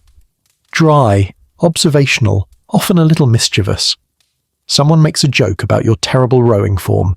You pretend to be offended. They laugh harder. Historians still argue whether everyday Viking travel was more dangerous or routine. Based on the stories you hear now, unexpected storms, broken oars, the occasional drifting log trying to murder someone, you're leaning toward dangerous with a touch of chaos. Once the boat is filled with kelp, everyone climbs aboard again. The return trip feels smoother. You row with more confidence, your strokes finding a rhythm closer to the others. You even stop splashing yourself as much. Growth. As you near the settlement, you watch people along the shoreline mending nets, repairing boats, hauling in fish. The entire community moves with the tides. When the sea is calm, they thrive. When it's angry, they endure. And when it's generous, they celebrate. The boat slides onto the shore with a soft scrape. You hop off, legs wobbling like someone who forgot how walking works. You help unload the kelp, stacking it neatly beside a shed. A woman thanks you, not dramatically, just a simple acknowledgement that hits you unexpectedly hard. You walk a few steps inland, turning to take one more look at the boats lined along the water. Their shapes curve against the horizon like signatures. Unique, proud, quietly powerful. You understand now. Under Viking rule, the sea isn't a backdrop. It's the spine of the world. It carries danger, opportunity, grief, prosperity, fear, and freedom, all in the same tide. And living here means accepting that rhythm as your own. You inhale the salt air one more time before turning back toward the settlement's warmth. You head back toward the longhouses with sea salt still drying on your cloak, but as you walk, the wind shifts, carrying not the scent of fish or smoke this time, but something softer, sweet, earthy, familiar in a way that makes your shoulders loosen without thinking. Someone is burning herbs. The path curves toward a grassy rise just beyond the settlement. A small gathering forms there, quiet, purposeful, almost reverent. You follow instinct more than invitation, moving slowly so you don't intrude. The closer you get, the more the air changes. Warm smoke, dried plants, a hint of pine tar. This isn't cooking. This is ritual. You stop a few paces back, watching. 3 women kneel around a flat stone, carefully arranging herbs, sage, angelica, maybe mugwort, into a small pile. A man beside them holds a clay bowl painted with simple spirals. No one speaks loudly. Even the children nearby sit with their knees tucked in, unusually calm. A mainstream historical fact settles naturally into your thoughts. Vikings practiced a blended system of religion, part formal mythology involving gods like Odin, Thor, and Freya, and part folk beliefs rooted in local spirits, protective rituals, and ancestral guidance. Not everything was about grand gods or heroic sagas. Much of it was quiet, domestic, and deeply personal. One of the women lights the herb bundle with an ember from a small brazier. Smoke rises in a twisting column, lifted by the breeze, curling like fingers toward the sky. You feel warmth touch your cheek, not the scorching heat of a hearth fire, something gentler, almost welcoming. As the ritual unfolds, you notice your quirky tidbit. Hanging from a wooden pole nearby is a string of chicken bones tied with red thread. Not intimidating, not ceremonial in the dramatic sense, just bone bits rattling lightly in the wind. A woman tells you, with gestures and a soft explanation, that it keeps bad luck from settling near the fields. Historians still argue whether such charms were part of official Norse religious practice or simply household superstition layered on top like comforting, emotional insulation. You take a seat on a low rock, careful not to look too curious or too clueless. A delicate balance you've been practicing since day one. Beside you, a teenage boy holds a carved wooden idol. It's small enough to fit in his hand, worn smooth from years of being touched. Freya, maybe, or a local spirit. Hard to tell. He presses the idol to his forehead and closes his eyes briefly before setting it down respectfully. A woman begins chanting, low, rhythmic, steady. You can't understand the words, but you feel them resonating in your chest like a soft drum beat. It's not music as you know it. It's more like a spoken lullaby to the land. Others join in, not in unison, but layered, like a natural chorus formed by instinct instead of rehearsal. You realize you're witnessing Seder, or perhaps a much simpler household ritual inspired by it. Seder was a form of Norse magic or prophecy, often led by women known as völur. But not every ritual was that formal. Some were simple blessings for health, harvest, protection, or travel. One man steps forward with a small carved bowl. Inside is water infused with herbs, clear but fragrant. He dips a twig in it and flicks droplets into the air. Some land on your sleeve. You freeze, unsure whether to consider that lucky or alarming. A girl beside you whispers, in her best attempt at your language, "Good." You relax instantly.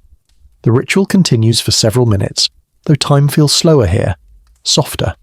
You find yourself breathing in sync with the group, not consciously, but naturally. The smoke weaves across your field of vision. The chanting wraps around your mind like a warm blanket. For the first time all day, your thoughts stop racing. Then, unexpectedly, the chanting shifts into storytelling. A woman begins reciting a tale about a household spirit known as a nis, a small guardian creature that protects the farm in exchange for respect and offerings. Her voice is animated, her gestures expressive. Children lean closer, eyes gleaming. Adults chuckle at familiar parts. Someone nudges your shoulder, as if saying, "Pay attention, this one's good." You settle in. The story involves missing socks, a mischievous spirit stealing cheese, and a farmer who tried to outwit the nis by offering porridge without butter. Spoiler, that farmer lived to regret it.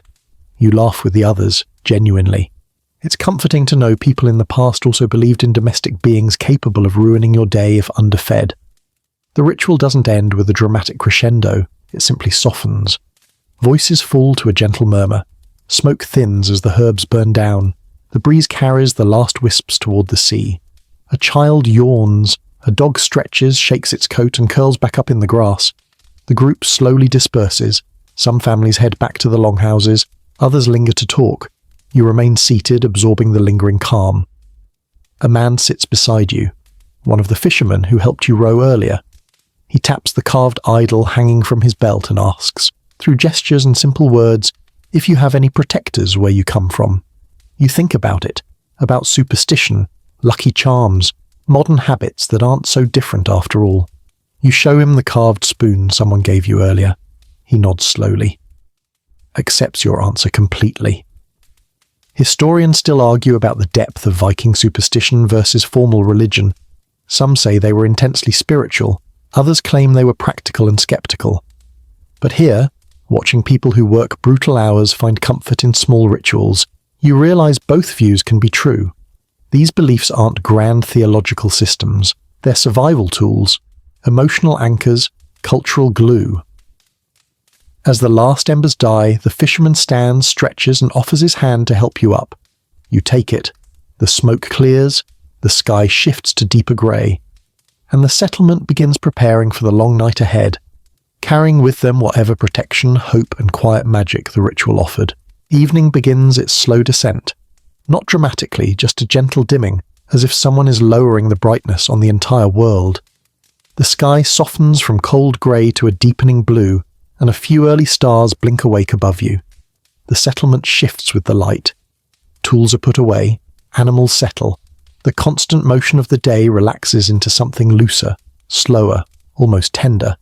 You follow the natural pull back toward the longhouses where warm glow spills out through the door flaps. As you step inside, the familiar smoke greets you like an affectionate but slightly suffocating friend. The longhouse is fuller now. People gather around the central fire pit, legs tucked under blankets, hands wrapped around mugs. The mood is different from morning bustle or afternoon labour. Softer, more reflective. You feel it settle over you like a wool cloak warmed by someone else's body heat. This is storytelling time. A mainstream historical fact slides easily into place. Viking culture prized oral storytelling. Sagas, poems, genealogies, folk tales. These weren't just entertainment. They carried family history, moral lessons, social identity, and communal memory. In a world without widespread literacy, stories held the society together as firmly as any law or kinship tie. You take a seat near the fire. A woman scoots her cloak aside so you can squeeze in. A dog flops down at your feet again.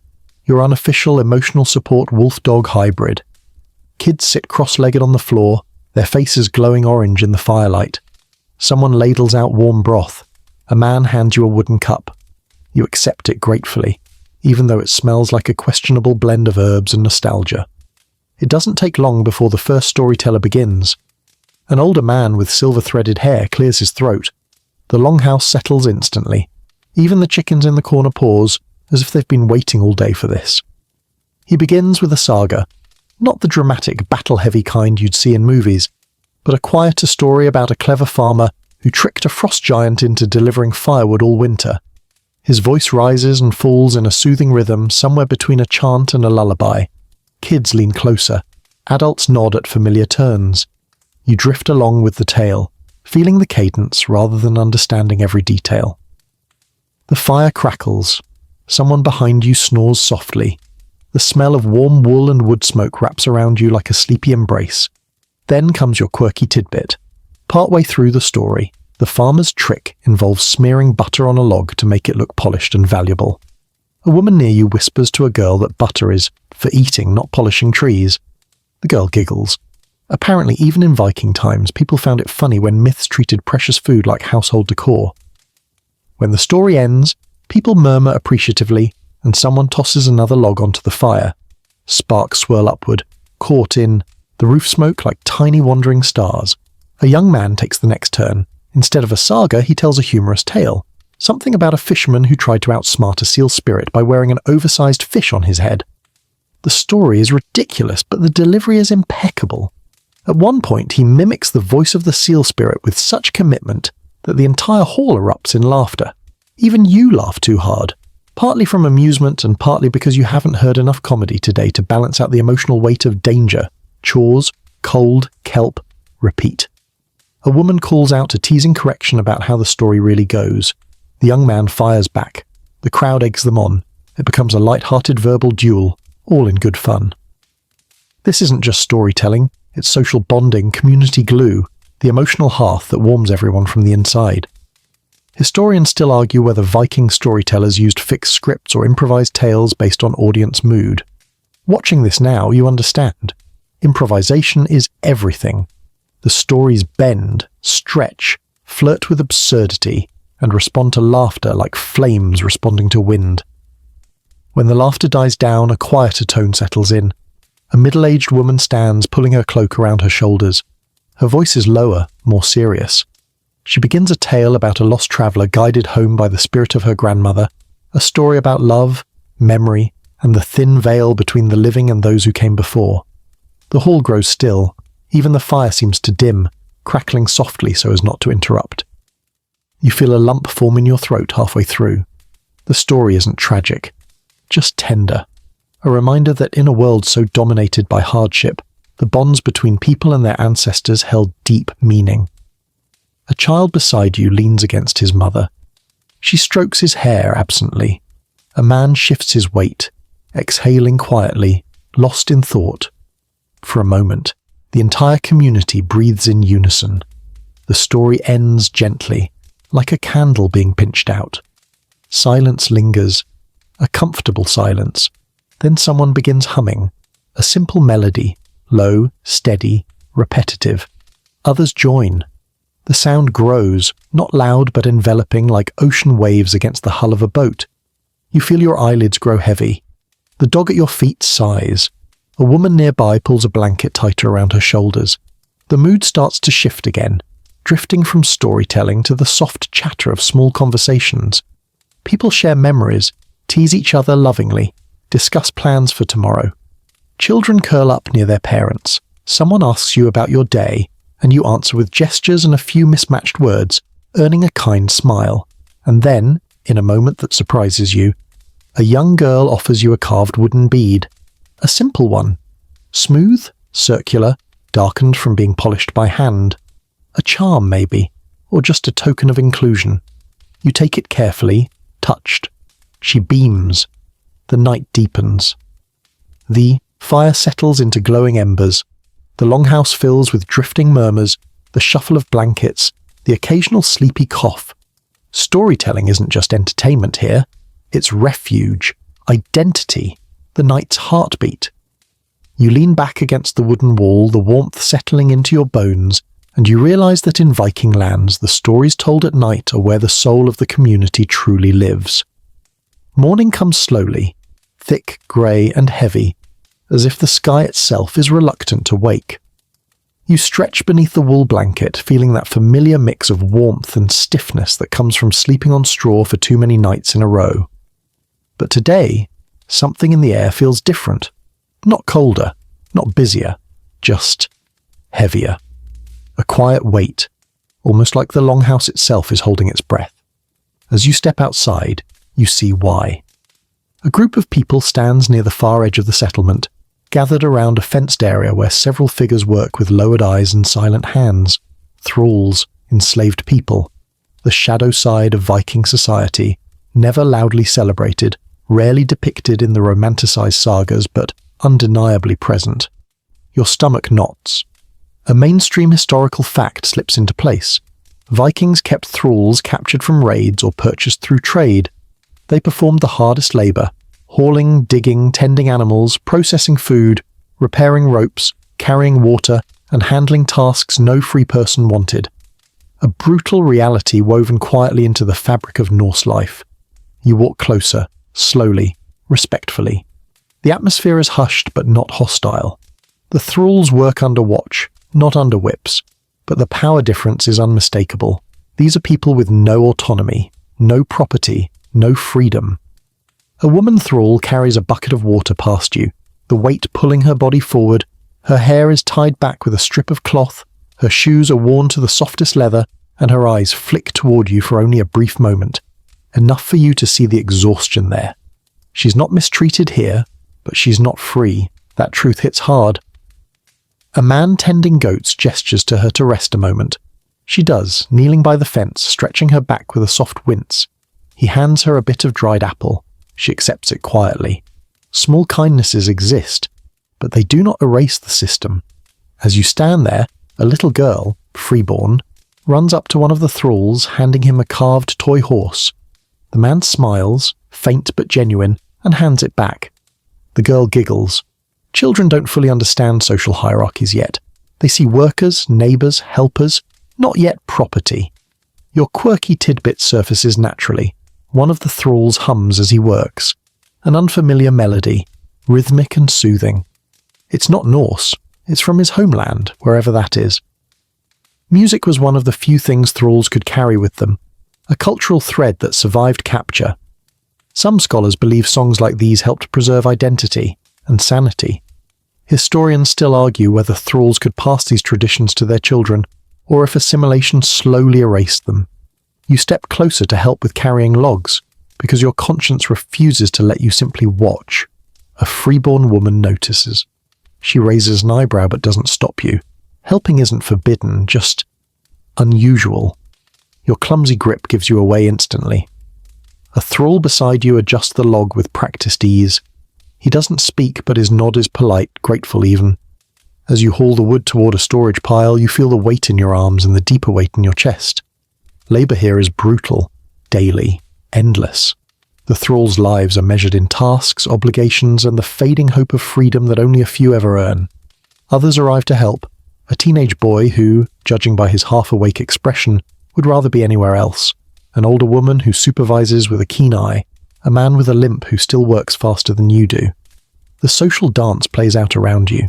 Free people interacting with thralls in a strangely practical, emotion-light manner.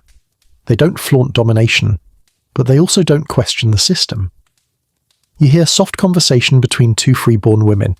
He's strong, one says, nodding toward a thrall hefting a heavy beam. Strong enough to fetch double silver, the other replies. Your jaw tightens. They speak about him like one might discuss an ox or a horse, not cruelly, but not as one human to another. A thrall woman nearby overhears. Her face remains neutral, but her hands quicken their weaving, as if concentrating fiercely on the task. Pain hides in effort. The work shifts from hauling wood to repairing a stone wall near the animal pens. You join the line passing rocks, small ones you can actually lift. The rhythm becomes hypnotic. Pick up, pass, receive, place. Hours dissolve into movement. Your muscles ache, your palms sting. The thralls work with quiet stoicism long after you need breaks. At one point, a man thrall slips on frost and falls hard. You rush to help. So do several others. The foreman checks his ankle, wraps it with cloth and lets him sit. This isn't a caricature of cruelty. It's mundane hardship. People doing what they must within a system built on inequality. And here's where the scholarly debate weaves in. Historians still argue whether thralls in Viking society were treated more mildly than slaves in other cultures, or whether these interpretations downplay the brutality of enslavement. Watching this now, you see nuance. No open violence, but a deep structural injustice that shapes every interaction. As the sun rises higher, the thralls shift to cleaning fish racks. You can see in every movement the repetition that defines their lives. Tasks that never end. Days that blend together. Hope that flickers only for those who might earn freedom through loyal service or through being sold to a kinder household. One thrall, a man with streaks of grey in his beard, catches your gaze. He studies you for a moment, then gives you the smallest nod. A silent exchange. Gratitude, respect, acknowledgement. You nod back, feeling unworthy of it. Later, while carrying buckets, you overhear two freeborn men discussing a thrall who earned his freedom years ago and became a respected member of another settlement. It happens, rarely, but it happens. A small flame of possibility in a cold world. As the workday slows, thralls gather near the cook area for their meal. Simple, thinner stew served separately from the freeborn group. Some freeborn villagers pause to chat with them casually, comfortably. Others maintain more distance. But the interactions are pragmatic, not hostile. Everyone needs the thralls, and the thralls need the settlement. The system stands, unquestioned. You step back, feeling the weight of what you've witnessed. Viking culture is remarkable in many ways, innovative, resilient, skilled. But like all societies, it carries shadows. Real people live in those shadows, work in them, sleep in them. The wind chills your face as you return toward the longhouse. Behind you, the thralls continue their tasks with quiet endurance, and you walk away knowing that no true understanding of Viking life is complete without seeing the people whose strength, labour and silence hold up the world from beneath. You pull your cloak tighter as the day stretches into its cold, pale afternoon, but something new begins catching your eye. Colour, texture, movement. Not the muted tones of wood, smoke or frost, but flashes of dyed wool, glints of bronze, braids swinging in rhythmic motion. Viking clothing and grooming habits aren't just practical necessities here, they're a language, a mirror of identity, a very cold-weather form of quiet flexing. You notice it first with a woman walking past you, a deep green wool dress layered over a long linen shift, fastened with oval brooches at each shoulder. Her cloak is edged with simple blue embroidery, nothing lavish, but enough to make you appreciate that fashion existed long before department stores did. A mainstream historical fact slides in easily. Viking clothing was warm, layered, and skillfully constructed. Wool for insulation, linen for breathability, cloaks for weather, brooches and pins not just for decoration but functioning as the medieval Scandinavian equivalent of zippers and buttons. The woman pauses to adjust her cloak, and you spot something interesting. Little loops of chain connecting the brooches across her chest, from which hang small personal items. A needle, a key, a bead, a portable toolkit and jewellery in one. Fashion and practicality shaking hands across centuries. A young man walks by, wearing trousers tied with leg wrappings, thin strips of wool spiralling from ankle to knee. They look complicated, but he moves with the ease of someone who's worn them since before he could walk. His tunic is simple brown wool, but decorated at the cuffs with a slim band of tablet weaving, bright red and yellow. He catches your glance and shrugs with a half smile as if to say, "Had to look sharp for the goats today." You chuckle. He doesn't know that in your world this exact outfit would be considered high-level cosplay. Your quirky tidbit appears a moment later. A man sits grooming his beard with a tiny bronze comb, not a toy comb, a beautifully crafted one with carved designs. Vikings adored grooming tools, combs, tweezers, ear spoons, beard trimmers. Archaeologists find them constantly, Turns out hygiene wasn't optional here, it was social armour. A messy person was seen as unreliable, a clean one, respectable. The man finishes combing, braids a small section of his beard, and ties it with a bit of leather cord. He looks proud of it. Honestly, he should be. A group gathers near the longhouse to start mending winter wear. You wander over and take a seat. A woman hands you a tunic with a fraying sleeve and a bone needle threaded with wool yarn. You try stitching the tear. Your first attempt looks like you've recreated a medieval surgical wound. She gently corrects your technique, then pats your shoulder reassuringly. Progress is progress. Nearby, a girl braids another girl's hair, 3 tight braids on each side, meeting in the back with a carved bead. The bead is amber, warm in tone, faintly glowing when it catches the firelight. Luck, the girl explains, pressing it to her lips. You nod. You're starting to collect your own little symbols now, your wooden spoon, your bead from last night. Maybe you're not fully Viking, but you're trending in the right direction. A man sits polishing a brooch using a strip of wool dipped in animal fat. His brooch is bronze, shaped like a curled serpent, its head resting at the clasp. The metal gleams warmly as he rubs it, clearly a treasured object. You compliment it with gestures. He beams like you've complimented his child. Several children sit playing a game that involves flinging small bones onto the ground and trying to predict where they'll land. You're not sure whether this is a game, a form of divination, or both. When you ask, the children give conflicting explanations. Historians still argue whether bone games were strictly entertainment or tied to superstition. Watching the kids now, it might be both, and also a very creative way to avoid chores. The longhouse fills with the soft, communal rhythm of grooming and clothing maintenance. Someone trims another's hair, someone braids someone else's, someone repairs a shoe using a wooden last. A woman shapes a new pair of mittens from sheepskin. The smell of lanolin and warm wool hangs in the air, earthy and comforting. At one point, a teenage boy teases his sister for wearing such a long cloak that she could hide a goat under there. She responds by whipping the cloak at him like a very stylish weapon. He yelps, the adults chuckle. You make a mental note. Viking cloaks are weapons of opportunity. You're handed a leather strap and asked to soften it by working it between your hands. The leather is stiff at first, but gradually warms and bends under your grip. The man who gave it to you nods with approval. Craft here is communal, continuous, and essential. A dog wanders into the circle, your same fluffy companion from earlier, wearing what appears to be a tiny scrap of cloth tied around its neck.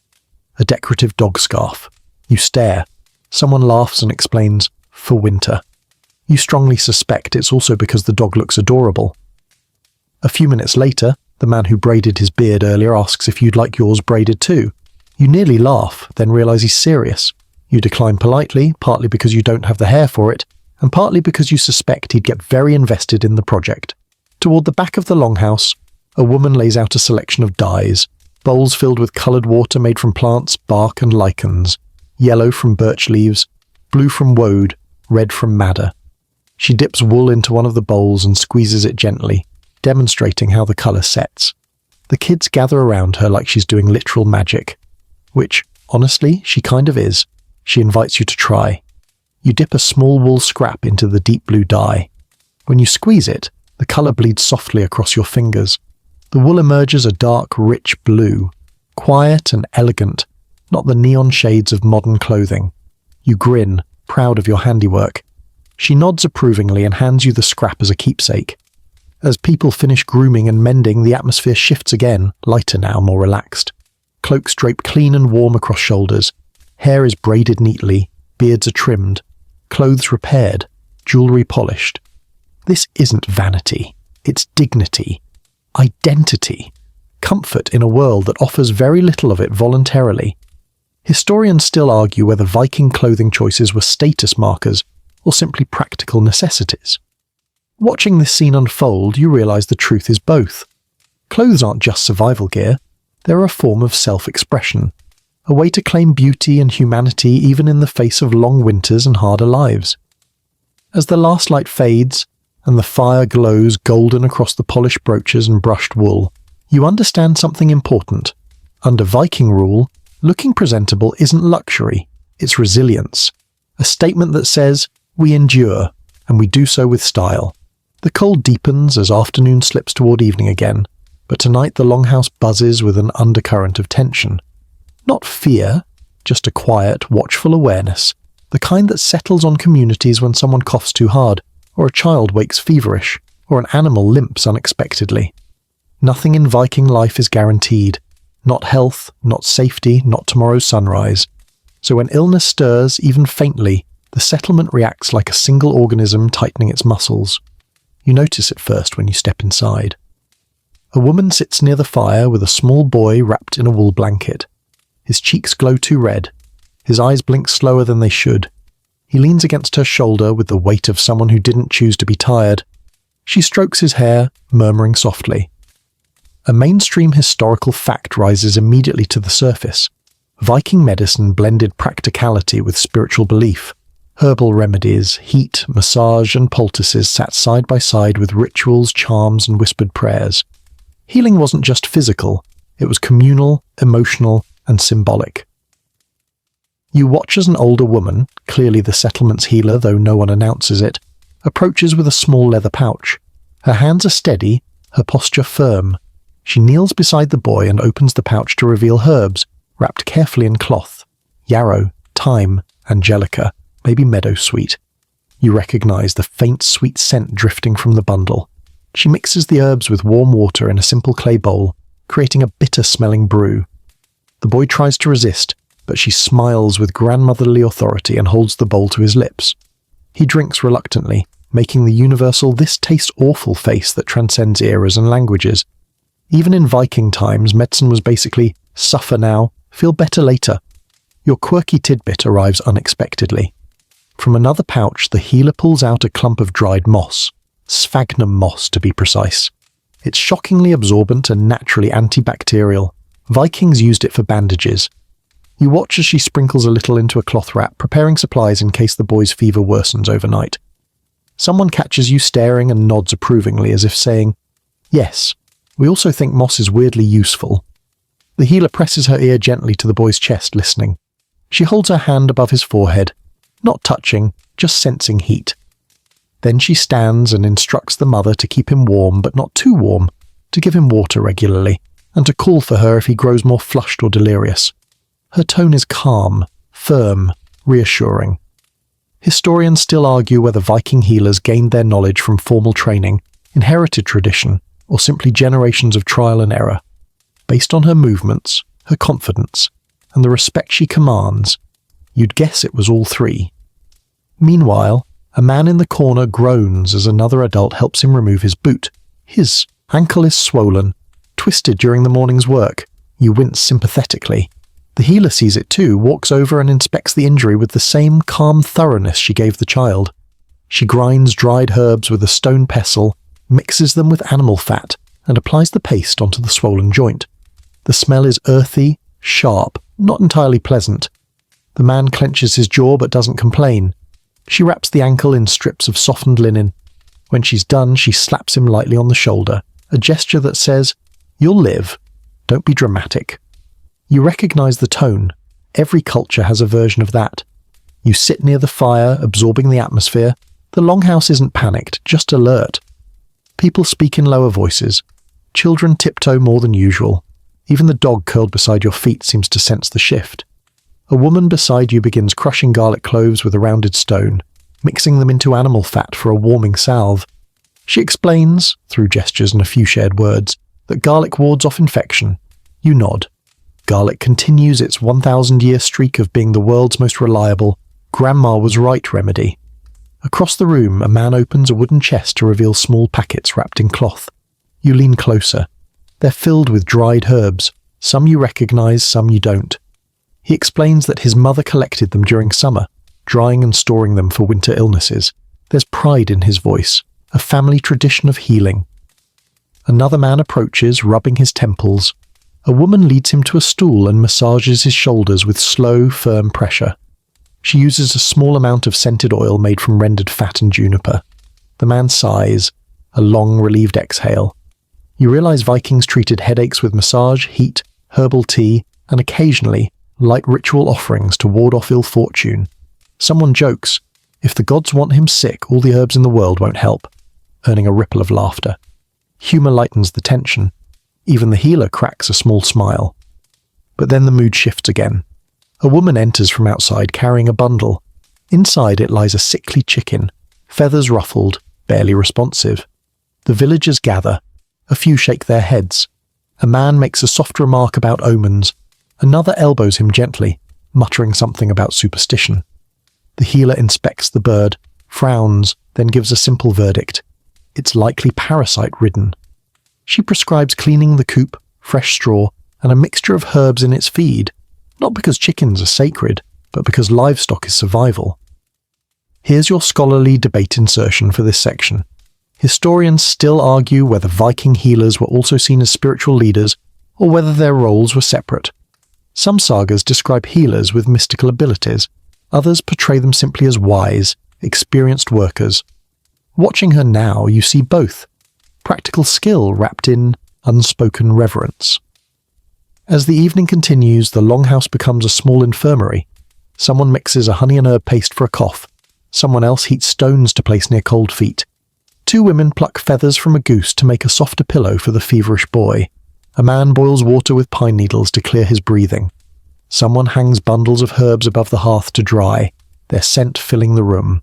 This isn't chaos, it's choreography. Care woven into culture. You help tidy tools and fetch warm water. People thank you with nods, gentle touches to your arm, small smiles. You feel yourself becoming part of the fabric here, not just an observer, but a thread in the weave. Eventually the boy falls asleep snuggled into his mother's lap. His breathing softens, his colour improves faintly. The healer watches him a moment longer, satisfied, then finally sits down herself, rubbing her wrists. Someone hands her a mug of warmed ale. She accepts it with a tired smile. The longhouse exhales collectively, tension easing. Illness hasn't vanished, but it's been met. With skill, with community, with the stubborn determination that defines these people. You look around the dim, warm space filled with exhausted faces and quiet relief. Living under Viking rule means braving cold seas, hard labour and long winters, but it also means facing sickness not alone, but together. And tonight, that makes all the difference. Morning arrives with a metallic chill, the kind that sneaks into your bones before you're fully awake. You pull the wool blanket up to your chin, but it's useless. The cold has already claimed you. When you finally sit up, your breath forms a pale ghost in the dim air. Winter has tightened its grip on the settlement overnight, and today you're going to learn exactly what that means. You shuffle toward the longhouse door and push the heavy flap aside. The outside world greets you with a slap of wind so sharp you involuntarily gasp. The entire settlement looks transformed. Every roof, fence and tool crusted with frost that sparkles like someone sprinkled the world with powdered glass. Beautiful, yes, also a danger sign. A woman trudges past you holding a bucket stiff with ice. She bangs it against a post until the ice cracks enough for her to scoop it out. She does this with the blank expression of someone who has done it approximately 4,000 times. Welcome to winter under Viking rule. A mainstream historical fact slots neatly into the scene. Winters in Scandinavia were long, dark and brutally cold. Food stores had to last months. Travel became dangerous. Daylight dwindled to a thin sliver. Survival wasn't just a matter of strength, it was timing, planning, and constant maintenance. You walk toward the animal pens with a group of villagers. The animals huddle close together, sheep pressed into one furry mass, goats bleating anxiously, cows stomping their hooves to keep circulation going. Your job? Break. The ice at the water trough. You grab a stick and slam it against the surface. It doesn't crack, you slam it again, still nothing. A man taps your arm, gestures for the heavy iron bar instead, and cracks the ice with one swift blow. You pretend you softened it for him. Your quirky tidbit emerges naturally. One of the women carries a pouch filled with dried cod skins. She feeds them to the dogs. Apparently codskin strips make excellent high-fat winter snacks for working animals. You watch the dogs gobble them with delighted ferocity. Honestly, you're a little jealous. They look weirdly tasty in a chewy, prehistoric, jerky kind of way. The morning's chores are heavier than usual. Everyone moves slower. Tools slip in hands, numbed by cold. You help haul firewood from a half-buried pile. your fingers burning with that awful pins and needles sting that means you waited too long to warm them. Children carry smaller bundles, their little faces red and chapped. One child tries to help with a log twice their size. You intervene, gently trading them a small branch instead. They glare at you like you've insulted their honour. Vikings don't do too small for the job. They do, I'll figure it out or perish trying. Back at the longhouse, people huddle around the central fire. The smoke is thicker today, hanging heavy near the roof beams. The vents freeze easily, forcing people to poke them open with long sticks every few hours. A woman complains, through much coughing, that the smoke spirits must be angry. A man counters that it's just ice. Historians still argue whether Vikings attributed more winter difficulties to superstition or to natural causes. Watching them now, it's clearly both. Midday barely looks different from dawn. The sun doesn't rise high, just smears itself across the horizon like a shy candle flame. You join a group heading out to check food stores. Inside the storage shed, the air is so cold that the salted fish looks almost fossilized. Barrels of grain must be inspected for moisture. Root vegetables, turnips, carrots are checked for rot. Someone lifts a sack of barley and sighs with relief when it hasn't frozen solid. You help sort onions. One slips from your hands and rolls across the floor. The woman beside you jokes that you've lost the most valuable treasure we have. You laugh, but then realise she's only half joking. With daylight fading, the work becomes a race. Firewood must be stacked near each longhouse. Snow must be cleared from roofs so they don't collapse. Frozen laundry must be thawed near the fire until it bends again. Someone jokes that winter laundry is basically washing rocks. You laugh, then realise they're not exaggerating.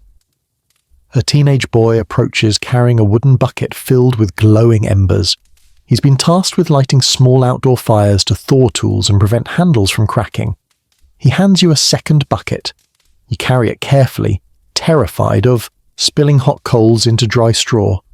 Congratulations, you've unlocked walking fire hazard status. You place your embers near the wood pile while others shield the flames from wind. In the flickering light, faces look carved, cheekbones sharp, eyes bright, expression stoic. Winter has a way of sculpting people. At midday meal, the longhouse fills with steam rising from bowls of thick stew. Today's version tastes saltier, heavier, a clear sign that winter rations are stricter. Kids eat fast, blowing on hot spoonfuls.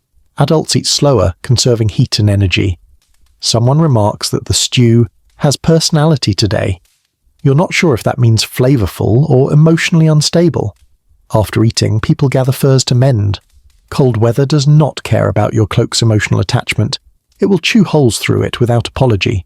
You help sew a tear, now slightly better after your Section 15 crash course, in needle goes in, thread follows. Try not to bleed on it.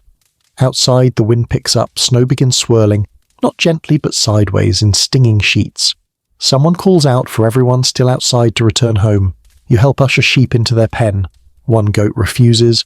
One single, stubborn goat. You and two adults coax, push, plead, bribe, threaten, and eventually carry it inside like a very outraged toddler. It screams the entire time. You wonder if the gods truly needed to invent goats, or if this was some cosmic prank gone too far. By late afternoon, the settlement is swallowed by storm. Snow rattles against the longhouse walls.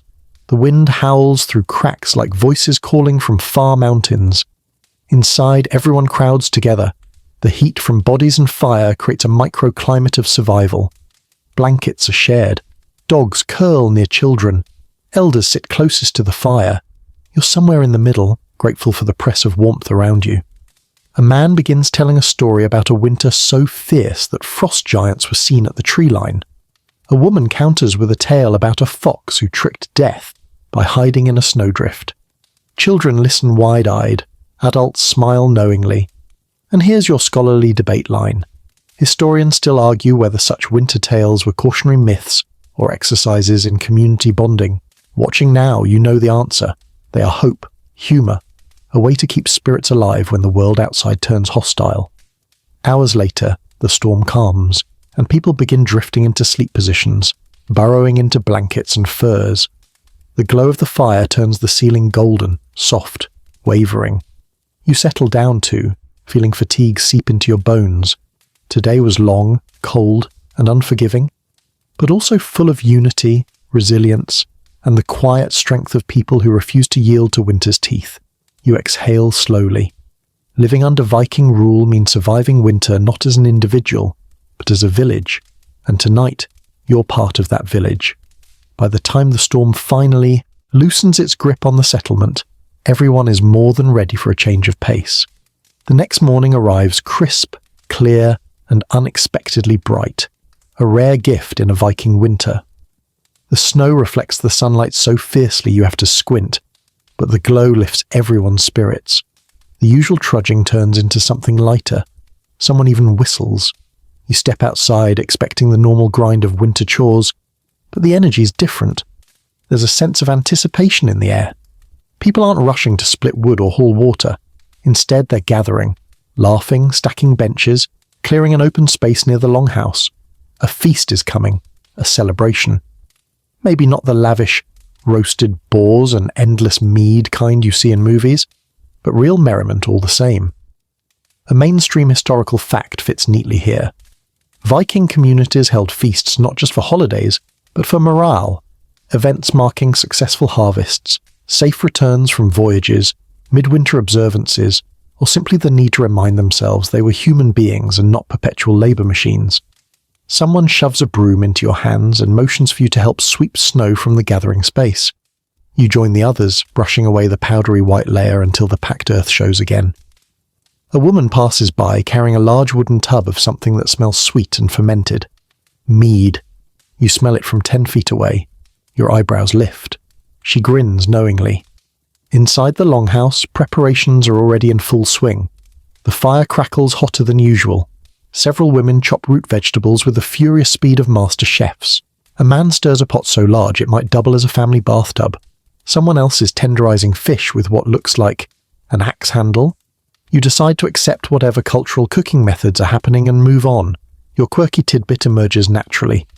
One woman is making a celebration bread using leftover grains, dried berries, and a sprinkling of crushed juniper. She shapes them into small rounds and presses a simple pattern into each one with a carved wooden stamp. Decorative bread, Viking style. She hands you one of the raw dough rounds to admire. It's surprisingly beautiful, like a snowflake you can eat. Outside, the men and older boys set up simple game stations, wooden targets, throwing sticks, even a few carved bone pieces for a board game similar to an Efatafel, the King's Game. 2 kids practice tug-of-war with a rope, falling back into the snow laughing so loudly you smile involuntarily. Someone nudges your arm and gestures toward a group assembling near the frozen edge of a pond. Ice games. Oh no. Oh yes. You walk over and observe as villagers crouch, assessing the pond's thickness. One woman stomps the edge, nods, and declares it safe. The first race begins, sliding across the ice using leather-wrapped boots. The competitors push off from the snowbank and glide forward, waving their arms, wildly to maintain balance. One man immediately spins out and lands on his backside with a sound like a sack of flour hitting the ground. The crowd roars with laughter. He takes a bow. Someone nudges you forward as if volunteering you. You shake your head rapidly, but the crowd is already cheering you toward the starting line. There is no escape. You take a deep breath, push off, and slide. For a glorious half-second, you feel aerodynamic. Then your legs go rogue. They decide to pursue different life paths. Your left leg wants to go north. Your right leg chooses east. And your entire upper body chooses chaos. You spin. You flail. You somehow stay upright long enough to crash into a snowbank with the grace of a sack of potatoes. The crowd claps approvingly. A child pats your shoulder kindly, the way one comforts an injured bird. By midday, the air smells like roasted meat, herbs, and warm bread. People gather around the main longhouse entrance as food is carried out in wooden bowls. Stews, fish, bread, preserved fruit, the fancy juniper bread you helped admire. Every dish steaming in the frigid air like a feast of tiny chimneys. Children dart forward eagerly.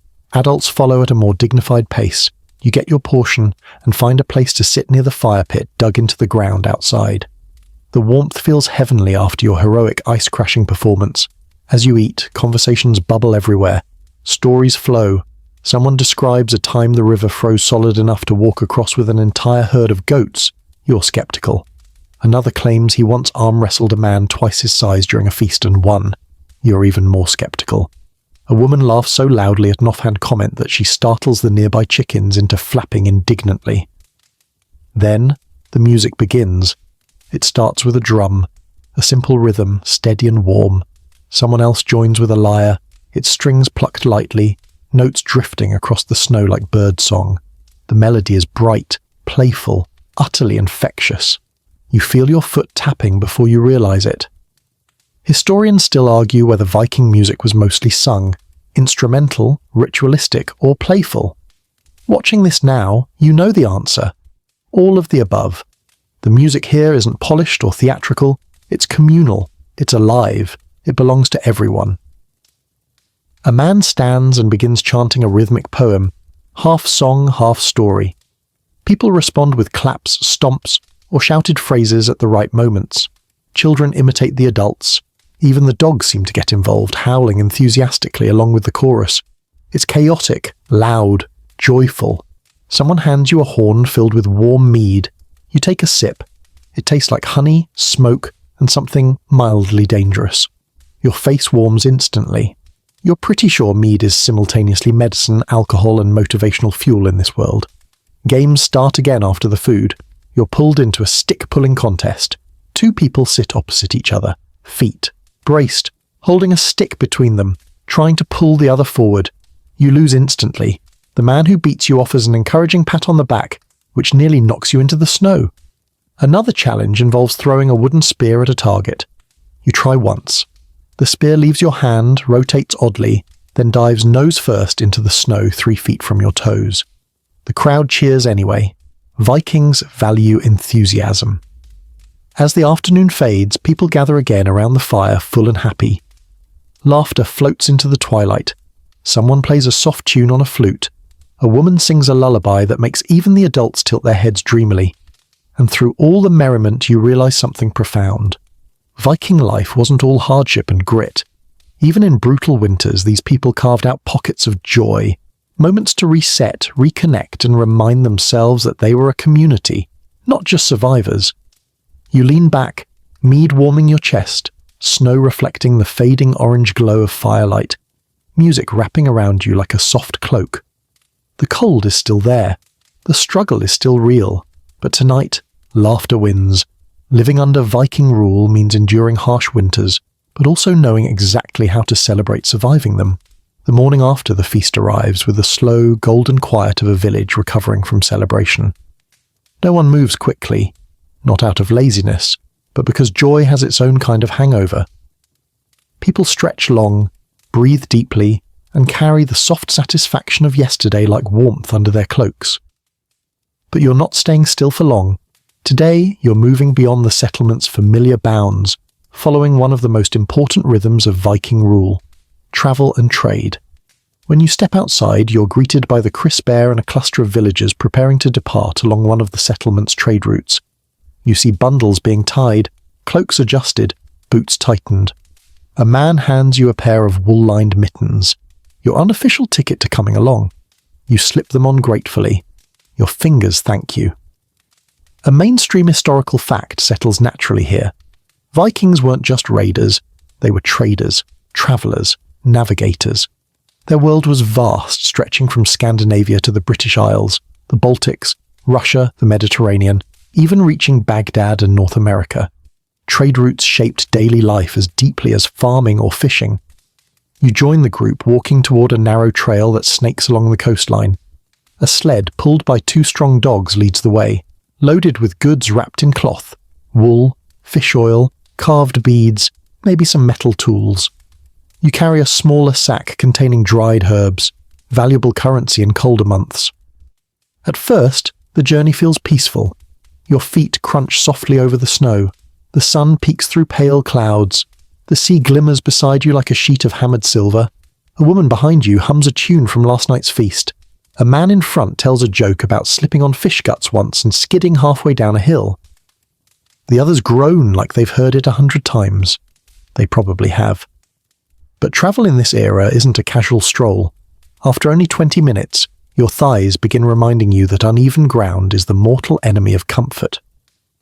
The group pauses at a cliff overlook and you take in the landscape. Jagged rocks, frost-laced pines, the kind of beauty that feels both ancient and unforgiving. One of the older men points toward the horizon and tells you, through gestures, about a distant settlement they trade with regularly, a place known for better metalwork than yours. They exchange wool and fish for iron tools and small luxuries. Then your quirky tidbit appears. On the trail, someone stops to tie a tiny piece of cloth onto a low-hanging branch.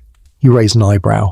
A girl whispers that people do this to ask the land spirits for safe travel. It's an offering, a simple one. Colourful scraps flutter along the path, red, blue, yellow, like frozen butterflies. Historians still argue whether these markers were tied to Norse gods or older animistic practices that predated Viking religion. Watching it now, the gesture feels old. Older than the sagas, older than longships, older than the settlement itself. The group moves again, coming upon a frozen stream. They test the surface with their spear shafts, nodding when it holds. You step tentatively, boots sliding a little. The man behind you grabs your arm before you can replicate yesterday's legendary ice acrobatics. He chuckles. You blush. Crossing the stream, you notice the tracks of deer, fox, and something larger, maybe elk. A hunter crouches briefly, touching the prints. He nods with satisfaction, marking the direction in his mind. Even travel is multitasking here. Movement, tracking, mapping, planning all at once.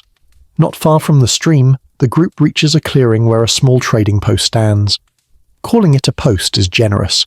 It's just 2 huts, a makeshift lean-to, and a permanent fire pit ringed with stones. But for these people, it's a crucial hub of connection. 2 traders from another settlement are already there, warming their hands by the fire. They greet your group with a firm nod and quick smiles. No one wastes time. Trade begins immediately. Wool is exchanged for beads, herbs for dried meat, needles for iron nails, fish oil for small carved figurines used in rituals. You hover nearby, observing the rapid but courteous exchanges. No shouting, no dramatic negotiation, just practical bartering, built on long-standing relationships, trust formed through countless trips like this. One trader notices your interest and offers you a carved bone pendant shaped like a small bear. You shake your head, lacking anything to trade, but he presses it into your hand anyway. A gift. You hold it carefully. It's smooth, cool, and unexpectedly precious. He tells you, in halting words, that bears bring strength in winter. You thank him with a deep nod. As you warm your hands by the communal fire, the conversation shifts. People speak of distant places, a settlement farther inland where the winter has been harsh. Rumours of a chieftain visiting soon. News that a trader from the south brought stories of foreign ships, maybe merchants, maybe raiders. It's hard to tell. Historians still argue whether Viking trade posts were used mostly for commerce or for intelligence sharing, news, alliances, warnings. Watching this, you understand it's all intertwined. Trade brings goods, but also information that can shape a village's entire season. After warming up, your group prepares to return, packs lighter now but spirits high. On the walk back, the man with the dog's sled teaches you how to recognize faint trail markers carved into trees, tiny symbols that guide travelers through snow-covered paths, a triangle pointing left, a crossed line meaning avoid the marsh, a circle indicating a safe resting place. The forest becomes a secret map. The trail home feels shorter than the journey out, maybe because you know what to expect, or maybe because the storm-free day feels like a blessing. When the settlement appears in the distance, its smoke rising in gentle plumes, you feel a surprising sense of relief, like returning home after your first day at a new job. Villagers greet the group upon return, helping unload goods and listening eagerly to the day's news. Children run around you, chasing the dogs, tugging at the sled ropes. A woman touches your arm and asks if the trip was hard. You mime slipping dramatically. She laughs. Inside the longhouse, warmth embraces you again, and you offer the bear pendant to the healer woman, thinking she'll appreciate it more. She shakes her head firmly and closes your fingers around it. Yours, she says, in accented but clear words. As the fire crackles and trade goods are sorted, you realize something profound. Living under Viking rule isn't confined to one settlement. It's movement, connection, exchange. a network of distant voices forming a living, breathing world. And today, for the first time, you stepped beyond the village and into that wider tapestry. The sky has already shifted toward twilight by the time you return from the trading route, but instead of winding down, the settlement feels strangely suspended, quiet, but not in the peaceful, end-of-day way you've grown used to. It's the kind of stillness that hints at change, like the moment before a tide turns. People aren't tense exactly, just thoughtful, watching, listening to the wind with a different kind of attention. You step into the longhouse and immediately sense it. Conversations pause a heartbeat too long, glances linger, the fire crackles louder than usual against the hush. Something is shifting beneath the surface of this small world. A mainstream historical fact floats naturally to mind. Viking rule, whether under a local chieftain, a distant king, or a regional council, was never static. Power ebbed and flowed like the seasons. Leaders died, alliances shifted, territories changed hands. What felt stable could become fragile overnight. A man by the fire clears his throat and explains, with slow words and meaningful gestures, what's been brewing in the background. A nearby chieftain, one who has influence over several settlements, including this one, may soon be replaced. Some say he's lost support after a poor harvest. Others whisper about a rival clan gaining strength. A few mention omens, restless animals, strange weather, a dream someone had about a ship without oars. Historians still argue whether Viking political change was driven more by practical needs or spiritual interpretations. Watching the villagers now, you realize it's always been a blend. A failing leader, a bad winter, a troubling omen, each thread pulls at the same fabric. You sit near the fire as the longhouse fills gradually, people drifting in with snow still clinging to their cloaks. A woman ladles stew into bowls with slow, measured movements. The usual chatter is gone, replaced by contemplative murmurs. Even the dog settles beside you with an unusual quiet, curling into a neat circle as though sensing the shift. Across the hall, two men discuss whether a new chieftain would mean different taxes or duties. A woman wonders aloud if travel routes will change. Someone else mutters something about the last time leadership shifted, how it affected trade, how it changed expectations, how even minor decisions rippled across daily life. Your quirky tidbit emerges softly, tucked into a conversation between two older women. They recall a past leader who insisted every household carve small wooden charms to ward off misfortune. A policy that resulted in an entire year where half the settlement walked around draped in dangling good luck symbols. Some households complied enthusiastically, others rolled their eyes. The women laugh, remembering it, but their laughter has a thoughtful edge. Leadership leaves marks in unexpected ways. The healer woman, your quiet anchor these past days, sits beside you. She watches the room with calm, steady eyes. Finally she says, "Change comes." Not fearful, not hopeful, just factual, like saying bien, winter comes, night comes, unavoidable, cyclical. A group of younger villagers begins discussing preparations. What might happen if travel becomes unsafe for a while, whether to stockpile more firewood, whether to dry extra fish. Leaders come and go, but winter waits for no one. Someone asks if you've lived through leadership changes before. You answer with gestures because your era and language would confuse them, but your expression must be enough. They nod, understanding entirely. Change is universal. The uncertainty it brings is ancient. As the evening deepens, the longhouse settles into a gentler mood. People stop speculating and start reminiscing. Stories of the current chieftain's early days, tales of his father, a few comically exaggerated accounts of political squabbles involving spilled ale and misplaced goats. Laughter bubbles up cautiously, like people testing whether joy is still allowed. It is. One woman asks the fire for warmth, for whatever comes next. Another adds more logs, sparks spiraling upward like tiny messengers.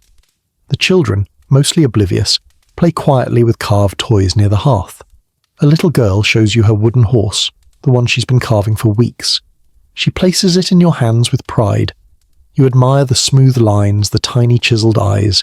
She beams. That small moment, simple, warm, human, cuts through the uncertainty. Leadership may change, seasons may shift, but daily life continues, held together by hands like hers. Later, As people prepare their sleeping spaces, you step outside into the cold night. The sky is breathtaking, black velvet pierced with stars. The aurora shimmers faintly at the edge of the horizon, like green smoke dancing slowly across the heavens. The settlement lies quiet beneath it. Snow glows softly. The sea stretches out in a dark silver sheet, breathing its slow waves. Against the shore, change is coming, but tonight the world is calm. You walk a short distance to the lookout point near the water. The wind brushes your face. The air tastes clean and sharp. You think about everything you've seen. The longhouse, the market, the labourers, the women's authority, the healers, the thralls, the winters, the feasts, the stories, the journeys. A mosaic of harshness and humanity, fear and resilience, hardship and warmth. The wooden bear pendant in your pocket feels warm from your body heat. You hold it in your palm, closing your fingers around it. A small token, a small comfort, a small piece of this world you've stepped into. Behind you, the longhouse door opens briefly. Voices drift out, soft, tired, familiar. The flap closes again, and the night swallows the sound. You turn back toward the settlement, feeling the pull of the fire, the people, the life inside those walls.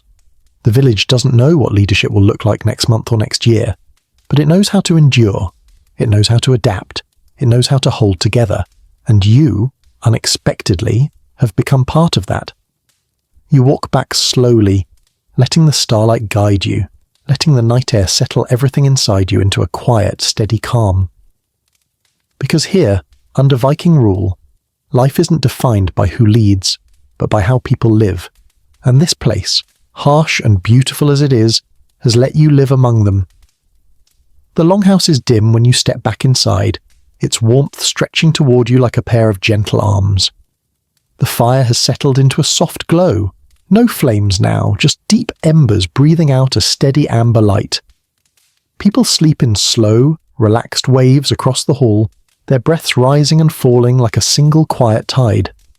You move softly, easing yourself down onto your blanket, feeling the familiar weight of wool settle across your shoulders. Around you, the night hums, subtle, calming, a stir of fabric, a distant crackle from the hearth, the faintest whistle of wind seeping through the seams in the timber walls, all of it blending into a lullaby shaped by wood and warmth and winter air. Your body begins to loosen, muscles softening from the long day's journey. The cold you carried in from outside melts gradually, replaced by a slow, spreading comfort. It's the kind of warmth that doesn't rush, just expands gently, patiently, filling every tired corner of you. You close your eyes, imagining the settlement beyond the walls growing still under its blanket of snow, roofs silvered by moonlight, boats resting quietly on the shore, the sea moving in its steady rhythm, far enough not to disturb you, close enough to remind you it's always there. You breathe deeper, slower. Each inhale draws in the faint scent of smoke and pine. Each exhale sinks you further into calm. You can almost feel the earth beneath the longhouse settling for the night, the world narrowing to soft sounds and steady heartbeats. The embers dim little more.